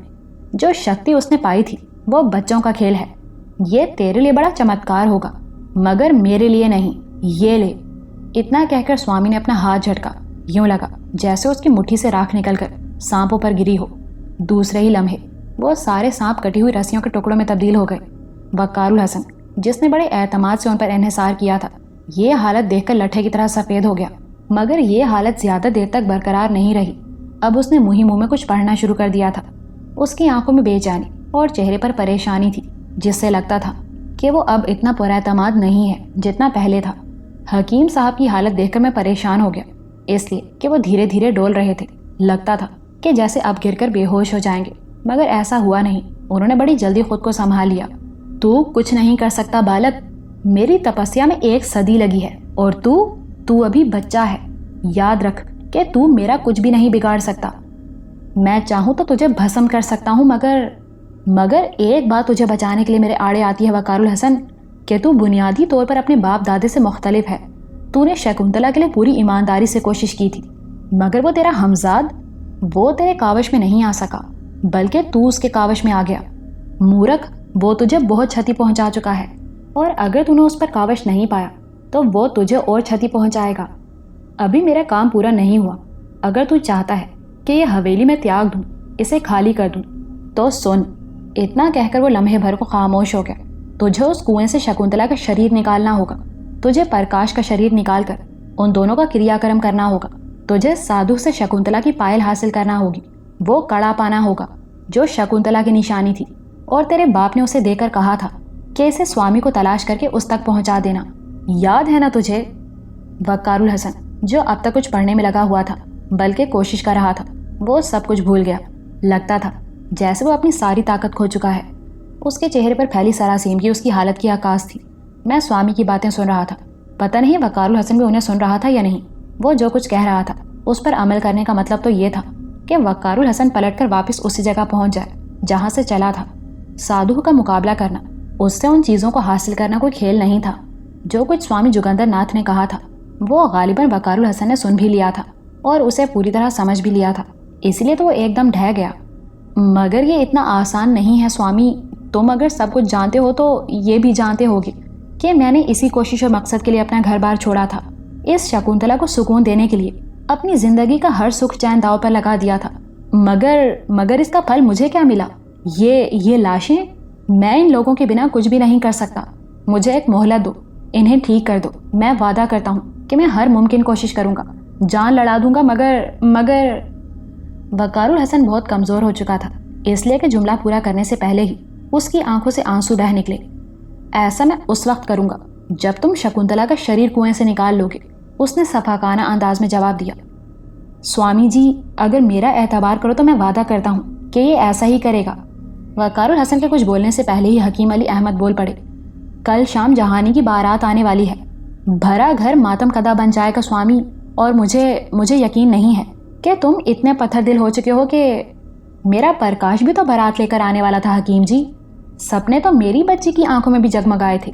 سولت بیگ نے میرے اور میرے بچوں کے ارمان ہی نہیں، میری غیرت بھی جلا کر بھسم کر دی تھی۔ میرے دل پر کیا بیتی ہوگی؟ میری بچی، میری وہ دکھیاری بچی جو آتم ہتیا کرنے پر مجبور کر دی گئی، سوچو تو اس کا کیا حال ہوا ہوگا۔ سب پرانی باتیں ہیں یہ۔ اچانک حکیم صاحب چینخ اٹھے۔ سولت بیگ کی حرکتوں کا بدلہ تم ان معصوموں سے نہیں لے سکتے سوامی، میں تمہیں ایسا نہیں کرنے دوں گا۔ ایک بات یاد رکھو کہ میں تم سے اپنے پرانے تعلقات اور ادب و لحاظ کا پاس کر رہا ہوں جو میرے اور تمہارے درمیان تھے، مگر اس کی وجہ سے میں تم سے اتنا نہیں دبوں گا کہ تمہیں منمانی کرنے دوں۔ نامعلوم حکیم صاحب کو کیا ہو گیا کہ وہی حیران اور پریشان حکیم صاحب شیر کی طرح دھاڑ اٹھے۔ غصے سے ان کا چہرہ تنتما گیا، غیظ و غضب سے آنکھیں سرخ ہو گئیں۔ میں ہی نہیں، وقار الحسن بھی انہیں حیرت سے دیکھ رہا تھا۔ ان کے لہجے میں بڑا دبدبا، بڑا اعتماد تھا۔ یہ سب شعبدے بازی ختم کر دو، میں تم سے وعدہ کر چکا ہوں کہ وقار الحسن ایسا ہی کرے گا۔ انہوں نے دوسرے ہی لمحے اپنے لہجے کی آنچ پر قابو پا لیا۔ اور پہلے بھی وہ انہی چکروں میں پھنسا ہوا تھا۔ کیا تمہارے خیال میں سادھو سے اس کی کوئی ذاتی دشمنی تھی؟ نہیں سوامی نہیں، تم یہ بات اچھی طرح جانتے ہو کہ سادھو نے اس پر محض شکنتلا کی وجہ سے عذاب نازل کیے۔ تم تو دور بیٹھے اس حویلی میں تماشے کرتے رہے، تمہیں ذرا احساس نہ ہوا کہ یہ نوجوان ہونے کے باوجود خرافات میں پڑ گیا۔ اسے کیا فکر تھی کہ یہ تمہاری بیٹی کی روح کو سکون پہنچانے کے لیے اپنا سکھ چین حرام کر لیتا؟ بہت احسان فراموش ہو سوامی تم۔ حکیم جی کی باتوں نے سوامی کے چہرے پر نرمی پیدا کر دی تھی۔ شاید اسے احساس ہو گیا تھا کہ وقار الحسن کا کوئی قصور نہیں ہے۔ وہ کچھ دیر تک چپ چاپ بیٹھا، وقار الحسن اور حکیم صاحب کو تکتا رہا۔ سوامی، تمہارے دکھ کا احساس مجھے ہے، اور یقین کرو کہ وقار الحسن کو بھی پورا احساس ہے۔ تم مرزا سولت بیگ اور اس کی اولاد کے ساتھ جو کچھ کر چکے ہو وہ کافی ہے۔ اس حویلی پر راج کر رہے ہو، یہ بہت ہے۔ تمہاری بیٹی اب اگر کسی اذیت میں ہے تو وہ بھی اس کی وجہ سے نہیں بلکہ اس کے ہمزاد کی وجہ سے، اور ہمزاد خباثت پر اتر آئے تو انسان کتنا بے بس ہو جاتا ہے، اسے تم بھی جانتے ہو۔ وہ اگر طاقتور نہ ہوتا تو اسے قابو کرنے کی ہدایات نہ دی جاتی۔ ایسا وقار الحسن کی کمزوری کی وجہ سے ہوا ہے، مگر تم اسے اس سلسلے میں براہ راست الزام نہیں دے سکتے۔ تم جانتے ہو کہ شیطان باہر ہو تو آدمی اس کا مقابلہ کر سکتا ہے، بآسانی اسے زیر کر سکتا ہے، مگر جب شیطان لہو میں گردش کر رہا ہو، جب وہ اسے اندر سے کمزور کرے تو اس پر قابو پانا کتنا مشکل ہوتا ہے۔ تم نے تو جنگلوں میں جا کر برسوں تپسیا کی تو اسے قابو کر سکے تھے، مگر پھر بھی آج اس نے تمہیں زیر کر دیا، بلکہ تم تو برسوں سے اس کے آلہ کار بنے ہوئے ہو۔ انتقام کے لیے تم نے نہیں سوچا ہوگا، میں یہ بات جانتا ہوں۔ تم تو قدرت کی سزا کے قائل تھے، مگر تمہیں تمہاری راہ سے بھٹکا دینے والا یہی نفس امارہ ہوگا، یہی خبیث ہمزاد جس نے تمہاری برسوں کی تپسیا کو اکارت کر دیا۔ یوں لگ رہا تھا جیسے حکیم علی احمد اپنے چاروں طرف سے ہی نہیں، سوامی، وقار الحسن، سادھو اور مجھ سے بھی کبھی بے خبر نہیں رہے۔ یوں جیسے سب کچھ ان کے سامنے آیا ہو، جیسے سبھی کچھ عین ان کی نگاہوں کے سامنے ہوتا رہا ہو۔ وقار الحسن انہیں منہ پھاڑے تک رہا تھا، اور میں بھی کچھ کم حیران نہیں تھا۔ بس کرو حکیم علی احمد، وہ بہت دھیرے سے بولا تھا۔ مگر اس کے لہجے کی بھراہٹ وقار الحسن اور مجھ سے چھپی نہ رہ سکی۔ آج مجھے احساس ہو رہا ہے کہ میں نے اپنا جیون بھی تباہ کیا اور شاید آخرت بھی۔ 1 صدی کی ساری تپسیا، سارا گیان، سب کچھ بیکار کر دیا۔ مجھے جانکاری ہی نہ تھی کہ میں کہاں تھا اور کہاں پہنچ گیا ہوں۔ سنو حکیم جی کہ میری بچی کی بھٹکتی ہوئی آتما آکاش کی اس بلندی پر چلی جائے جہاں سے دوسرا جنم شروع ہوتا ہے۔ میں تمہارے وعدے پر اعتبار کرتا ہوں حکیم جی، مجھ پر دیا کرنا۔ میں اس سمے کا انتظار کروں گا جب… تم فکر نہ کرو، میں نے وعدہ کیا ہے تو اسے نبھاؤں گا، چاہے اس کے لیے مجھے کچھ بھی کیوں نہ کرنا پڑے۔ بس ایک وعدہ تمہیں بھی کرنا ہوگا۔ حکیم صاحب نے پہلی بار قدم بڑھایا۔ وہ سوامی کے قریب پہنچ گئے۔ سوامی نے سر اٹھا کر حکیم صاحب کو دیکھا۔ میرے قریب مت آنا حکیم جی، میرے گرد دہکتا ہوا چکر ہے۔ میں اس آگ کے درمیان کب سے سلگ رہا ہوں، یہ تم نہیں جانتے۔ یہ میری سوگند کی آگ ہے، جب تک میری سوگند پوری نہیں ہوگی میں اسی طرح اس میں سلگتا رہوں گا، نہ مروں گا نہ زندہ رہ پاؤں گا۔ میں کوشش کروں گا سوامی کہ تمہیں اس جہنم سے نکال لوں، مگر میں تم سے ایک وعدہ چاہتا ہوں۔ بولو، سوامی نے پوچھا۔ ان بچوں کو دکھی مت کرنا۔ تم اگر ایسی کوئی قسم کھا چکے ہو تو اس کی شدت کو کم کرنے کے لیے جو کچھ بھی کر سکتے ہو کرنا۔ حویلی پر قبضہ رکھنا چاہتے ہو تو شوق سے رکھو، مگر ان معصوموں کی خوشیوں اور زندگیوں سے مت کھیلو۔ اس وقت تک انتظار کرو جب تک وقار الحسن اور میں تم سے کیا ہوا وعدہ پورا نہیں کر دیتے۔ سوامی نے سر جھکا دیا۔ ٹھیک ہے حکیم جی، میں اس سمے کا انتظار کروں گا، اس نے دھیرے سے کہا۔ پھر اپنے اس جوگیا رنگ کے چوغے میں ہاتھ ڈال کر کچھ نکالا اور بند مٹھی کو سامنے کر کے کھول دیا۔ اس کی ہتھیلی پر چاندی کی بالکل ویسی ہی پائل رکھی تھی جیسے وقار الحسن کو اوپر جانے والی سیڑھیوں کے پاس سے ملی تھی، جو شکنتلا کی پائل تھی اور جسے میرے بہکاوے میں آ کر وقار الحسن نے سادھو کے حوالے کر دیا تھا۔ بالکل ویسی ہی پائل تھی۔ وقار الحسن اسے دیکھ کر چونک گیا۔ پہلا خیال تو مجھے بھی یہی آیا تھا کہ یہ وہی پائل ہے اور سوامی نے کسی طرح سادھو سے حاصل کر لی ہے، مگر دوسرے ہی لمحے سوامی نے میرے اس خیال کی تردید کر دی۔ وہ کہہ رہا تھا، یہ شکنتلا کی دوسری پائل ہے، اسے اس برگد کے نیچے داب دو جہاں تم نے پرکاش کا ڈھانچہ دبایا ہے۔ اس سے پرکاش شکتی پائے گا اور شکنتلا پل بھر کو ہی صحیح سادھو کی قید سے نکل کر یہاں پہنچ جائے گی۔ تمہیں اس سمے کا انتظار کرنا ہوگا وقار الحسن، چاہے اس کے لیے تمہیں دن اور رات اس برگد کے نیچے بیٹھنا پڑے۔ شکنتلا کے یہاں پہنچتے ہی تم پرکاش کا ڈھانچہ نکال لوگے۔ پرکاش کے ایک کان میں چاندی کی بالی پڑی ہے، وہ نکال کر اس پائل سے جوڑ دینا۔ وہ جوڑ دی تو شکنتلا سادھو کی نظر سے اوجھل ہو جائے گی، مگر یہ زیادہ عرصے کے لیے نہیں ہوگا۔ سورج کے آخری کنارے پر پہنچتے ہی تمہیں چاند نکلنے سے پہلے شکنتلا کے شریر کو کنویں سے نکالنا اور ان دونوں کی ارتھی کو ایک ہی چتا پر رکھ کر جلانا ہوگا۔ یاد رکھو، چاند چڑھتے ہی شکنتلا بے بس ہو جائے گی اور پھر میں اپنی سوگند کو پورا کرنے کے لیے مجبور ہوں گا۔ اس نے کافی مشکل کام بتایا تھا، اسے پورا کرنا اتنا آسان نہ تھا جتنا محسوس ہو رہا تھا، مگر وقار الحسن ہر قیمت پر گھر والوں کی زندگی چاہتا تھا، ان کی خوشیاں چاہتا تھا۔ اس نے لمحے بھر کی دیر لگائے بغیر حامی بھر لی اور ہاتھ بڑھا کر وہ پائل لے لی۔ سوامی، کیا سادھو تم سے زیادہ طاقتور ہے؟ کیا اس نے بھی 1 صدی تپسیا کی ہے؟ کیا تم اس کے سامنے بے بس ہو؟ جو سوال میرے دل میں تھا، جو بات وقار الحسن کے دماغ میں ہوگی، وہ بات حکیم صاحب نے کہہ دی۔ میں ہر بات تم لوگوں کو بتانے کا پابند نہیں ہوں۔ سوامی نے کچھ دیر خاموش رہنے کے بعد کہا، ایسا کچھ تو ہوگا کہ یہ سب کام میں نہیں کر پاتا ہوں گا، جبھی تو میں تم لوگوں سے مدد لے رہا ہوں۔ کچھ شکتیاں ایسی ہیں جو بھگوان نے انسانوں کو دی ہیں، اور کچھ ایسی جو صرف آتما کو حاصل ہوتی ہے۔ یہ راز بھی تمہیں اس وقت بتاؤں گا جب اس کا سمے آئے گا۔ جاؤ تم لوگ اس پائل کو ابھی اسی سمے وہاں دبا دو، میری آتما کو شانتی ملے گی۔ جاؤ، سمے برباد نہ کرو۔ آج یوں بھی اماوس کی رات ہے، شاید شکنتلا… وہ کچھ کہتے کہتے رک گیا۔ حکیم صاحب نے وقار الحسن کو جانے کا اشارہ کیا۔ نہیں حکیم جی، تم بھی جاؤ، وہ بچہ ہے، تم ساتھ ہوگے تو مجھے ڈھارس رہے گی۔ یہ سن کر حکیم علی احمد وقار الحسن کے ساتھ ہی باہر آ گئے۔ وقار الحسن نے گودام کے دروازے کے قریب بنی منڈیر سے پھاوڑا اٹھا لیا جسے اس نے پرکاش کی لاش یعنی ڈھانچہ دبانے کے بعد یہاں رکھ دیا تھا۔ حکیم صاحب خاموش تھے، شاید وہ کچھ سوچ رہے تھے۔ وہ دونوں سیدھے برگد کے درخت کے نیچے پہنچ گئے۔ وہ پائل کافی گہرا گڑھا کھود کر دبانے میں وقار الحسن کو شاید گھنٹہ پون گھنٹہ لگ گیا۔ آسمان پر تاریکی دھندلانے لگی تھی۔ حکیم علی احمد اب بھی گہری خاموشی میں ڈوبے ہوئے تھے۔ پائل دبا کر وقار الحسن کھڑا ہوا تو انہوں نے اس کے کاندھے پر ہاتھ رکھ دیا اور بولے، وقار الحسن، تم بہت بہادر آدمی ہو۔ تم نے جس طرح اپنی زندگی کے 10-12 برس گزارے ہیں، جن پراسرار حالات کو جھیلا ہے، وہ تمہارے عزم اور تمہاری بہادری کا ثبوت ہے بیٹا۔ میں تم سے صرف اتنا کہنا چاہتا ہوں کہ ایسے حالات میں آدمی کو اپنے جذبات پر پوری طرح قابو رکھنا چاہیے۔ ممکن ہے کہ جو کچھ ہو چکا ہے وہ حقیقت ہو، ان تاریکیوں کو کاٹ کر طلوع ہونے والا سورج تمہارے دل کو بھی دولخت کر دے۔ تم حوصلہ رکھنا بیٹا، غلطی مجھ سے ہوئی، مجھے بہت پہلے تمہاری مدد کو آنا چاہیے تھا، میں اپنی اس غلطی پر سخت نادم ہوں۔ پتہ نہیں حکیم صاحب کی آواز میں کیا تھا، ان کے لفظوں میں کتنی ہولناکی تھی کہ وقار الحسن اندر تک لرز کر رہ گیا۔ پھاوڑا اس کے ہاتھ سے گر پڑا۔ چند لمحے تو وہ پھٹی پھٹی آنکھوں سے ان کی طرف دیکھتا رہا۔ حکیم صاحب نے نگاہیں جھکا لی تو وہ ایک دم چیخ اٹھا، کیا کہہ رہے ہیں آپ؟ یہ کیا کہہ رہے ہیں؟ میں مر جاؤں گا، مجھ میں حوصلہ نہیں ہے، میں تھک چکا ہوں، خدا کے لیے ایسا مت کیجیے۔ اس نے تو کہا تھا کہ میں ایسا کروں، اس کی بات پر عمل کروں تو… وقار الحسن کی آواز پھٹ گئی، اس کے گلے میں خراشیں پڑنے لگیں۔ حکیم صاحب نے اس کا کاندھا تھپ تھپایا۔ ہاں، اس نے کہا تو تھا، مگر بیٹا ان لوگوں کا بھروسہ کرنا خود کو فریب دینے کے مترادف ہے۔ تم خدا پر بھروسہ کیوں نہیں کرتے؟ خدا ہی تو ایک سہارا ہے ہمارا۔ تم نے سنہرے بابا کے کہے ہوئے پر عمل کیا ہوتا تو… کیا تھا میں نے عمل۔ وہ پھر چینخ اٹھا۔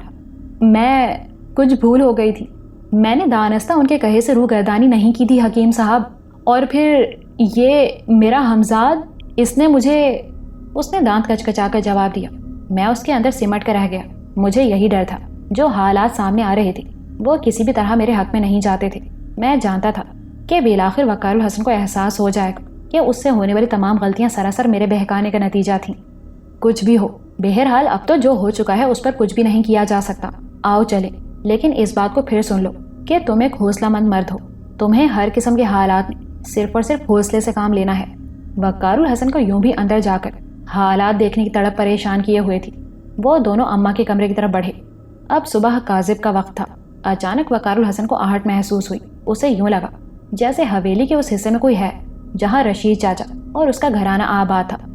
اس آہٹ کو حکیم صاحب نے بھی محسوس کیا تھا، کیونکہ وہ بھی ٹھٹک گئے تھے۔ یہ آواز تم نے سنی؟ انہوں نے وقار الحسن کی طرف دیکھتے ہوئے پوچھا۔ ہاں۔ وقار الحسن چونک گیا۔ اس کے کان اب بھی اسی آہٹ پر لگے ہوئے تھے۔ اچانک انہیں اپنی پشت پر کسی کی موجودگی کا احساس ہوا۔ وقار الحسن پھرتی سے پلٹا اور پھر اپنے سامنے رشید چاچا کی بہو کو گھونگھٹ نکالے کھڑے دیکھ کر اچھل پڑا۔ چھوٹے مرزا، وضو کا پانی گرم ہے۔ ہیں؟ وہ اب بھی حوانکوں کی طرح کھڑا تھا، جیسے جو کچھ اس کی آنکھوں کے سامنے ہے وہ کوئی خواب ہو۔ ہاں ٹھیک ہے۔ جیسے اسے ہوش آ گیا۔ منجلی بیگم کو بھی اٹھا دیجیے گا، اس نے دھیرے سے کہا، اور پھر باورچی خانے کی طرف پلٹ گئے۔ وقار الحسن کی حالت دیوانوں کی سی ہو گئی۔ اس نے جھٹکے سے پلٹ کر حکیم علی احمد کی طرف دیکھا۔ ان کے چہرے پر اطمینان اور ہونٹوں پر نرم سی مسکراہٹ تھی۔ آنکھیں تشکر کے احساس سے بھیگی ہوئی تھیں۔ وہ آسمان کو تک رہے تھے، جیسے خدا کا شکر ادا کر رہے ہوں۔ وقار الحسن ابھی تک جیسے حواسوں میں نہیں تھا۔ وہ اب بھی اپنے آپ کو یقین دلانے کی کوشش کر رہا تھا کہ ابھی اس نے واقعی رشید چاچا کی بہو کو دیکھا ہے۔ وہ زندہ تھی، بلکہ صحیح سلامت ٹھیک ٹھاک تھی، جبکہ وہ ان سب کی موت کی تصدیق کر چکا تھا۔ اپنی آنکھوں سے ان کے بے جان جسم دیکھ چکا تھا۔ یک بیک وہ اچھلا اور اماں کے کمرے کی طرف بھاگ پڑا۔ اس نے جیسے ہی کمرے میں قدم رکھا، کمرے میں ہلچل دیکھ کر دم بخود رہ گیا۔ جہانی آپا کروٹ بدل رہی تھی۔ انہوں نے کروٹ لیتے ہوئے پل بھر کو دروازے کے بیچوں بیچ کھڑے وقار الحسن کو دیکھا، پھر لیٹ کر آنکھیں موند لیں۔ اماں ابھی نہیں جاگی تھی، مگر وہ اس وقت اس پوزیشن میں نہیں تھی جس میں وقار الحسن انہیں دیکھ چکا تھا۔ اس وقت ان کا ہاتھ آنکھوں پر تھا۔ کمرے کے کونے میں لٹکی لالٹین کی ہلکی روشنی غالباً ان کے چہرے پر پڑ رہی تھی، جس سے بچنے کے لیے انہوں نے ہاتھ آنکھوں پر رکھ لیا تھا۔ چاندنی پر لیٹی تمام لڑکیاں سانس لے رہی تھیں۔ بھرپور زندگی کا احساس بڑی شدت سے ہو رہا تھا۔ اب نہ کمرے میں ہولناکی کو کوئی احساس تھا، نہ قیامت کا سا سناٹا وقار الحسن کے دماغ پر ہتھوڑے برسا رہا تھا۔ اس وقت اسے ان سب کے تنفس کا اتار چڑھاؤ صاف سنائی اور دکھائی دے رہا تھا، یا شاید وقار الحسن نے اپنی تمام تر قوتیں یہی دیکھنے اور سننے میں صرف کر دی تھیں۔ اسی لمحے اذان کی آواز بلند ہوئی۔ اماں کلمہ پڑھتے ہوئے اٹھ بیٹھی، اور اس آواز کے ساتھ ہی وقار الحسن وہیں دروازے پر سر مسجود ہو گیا۔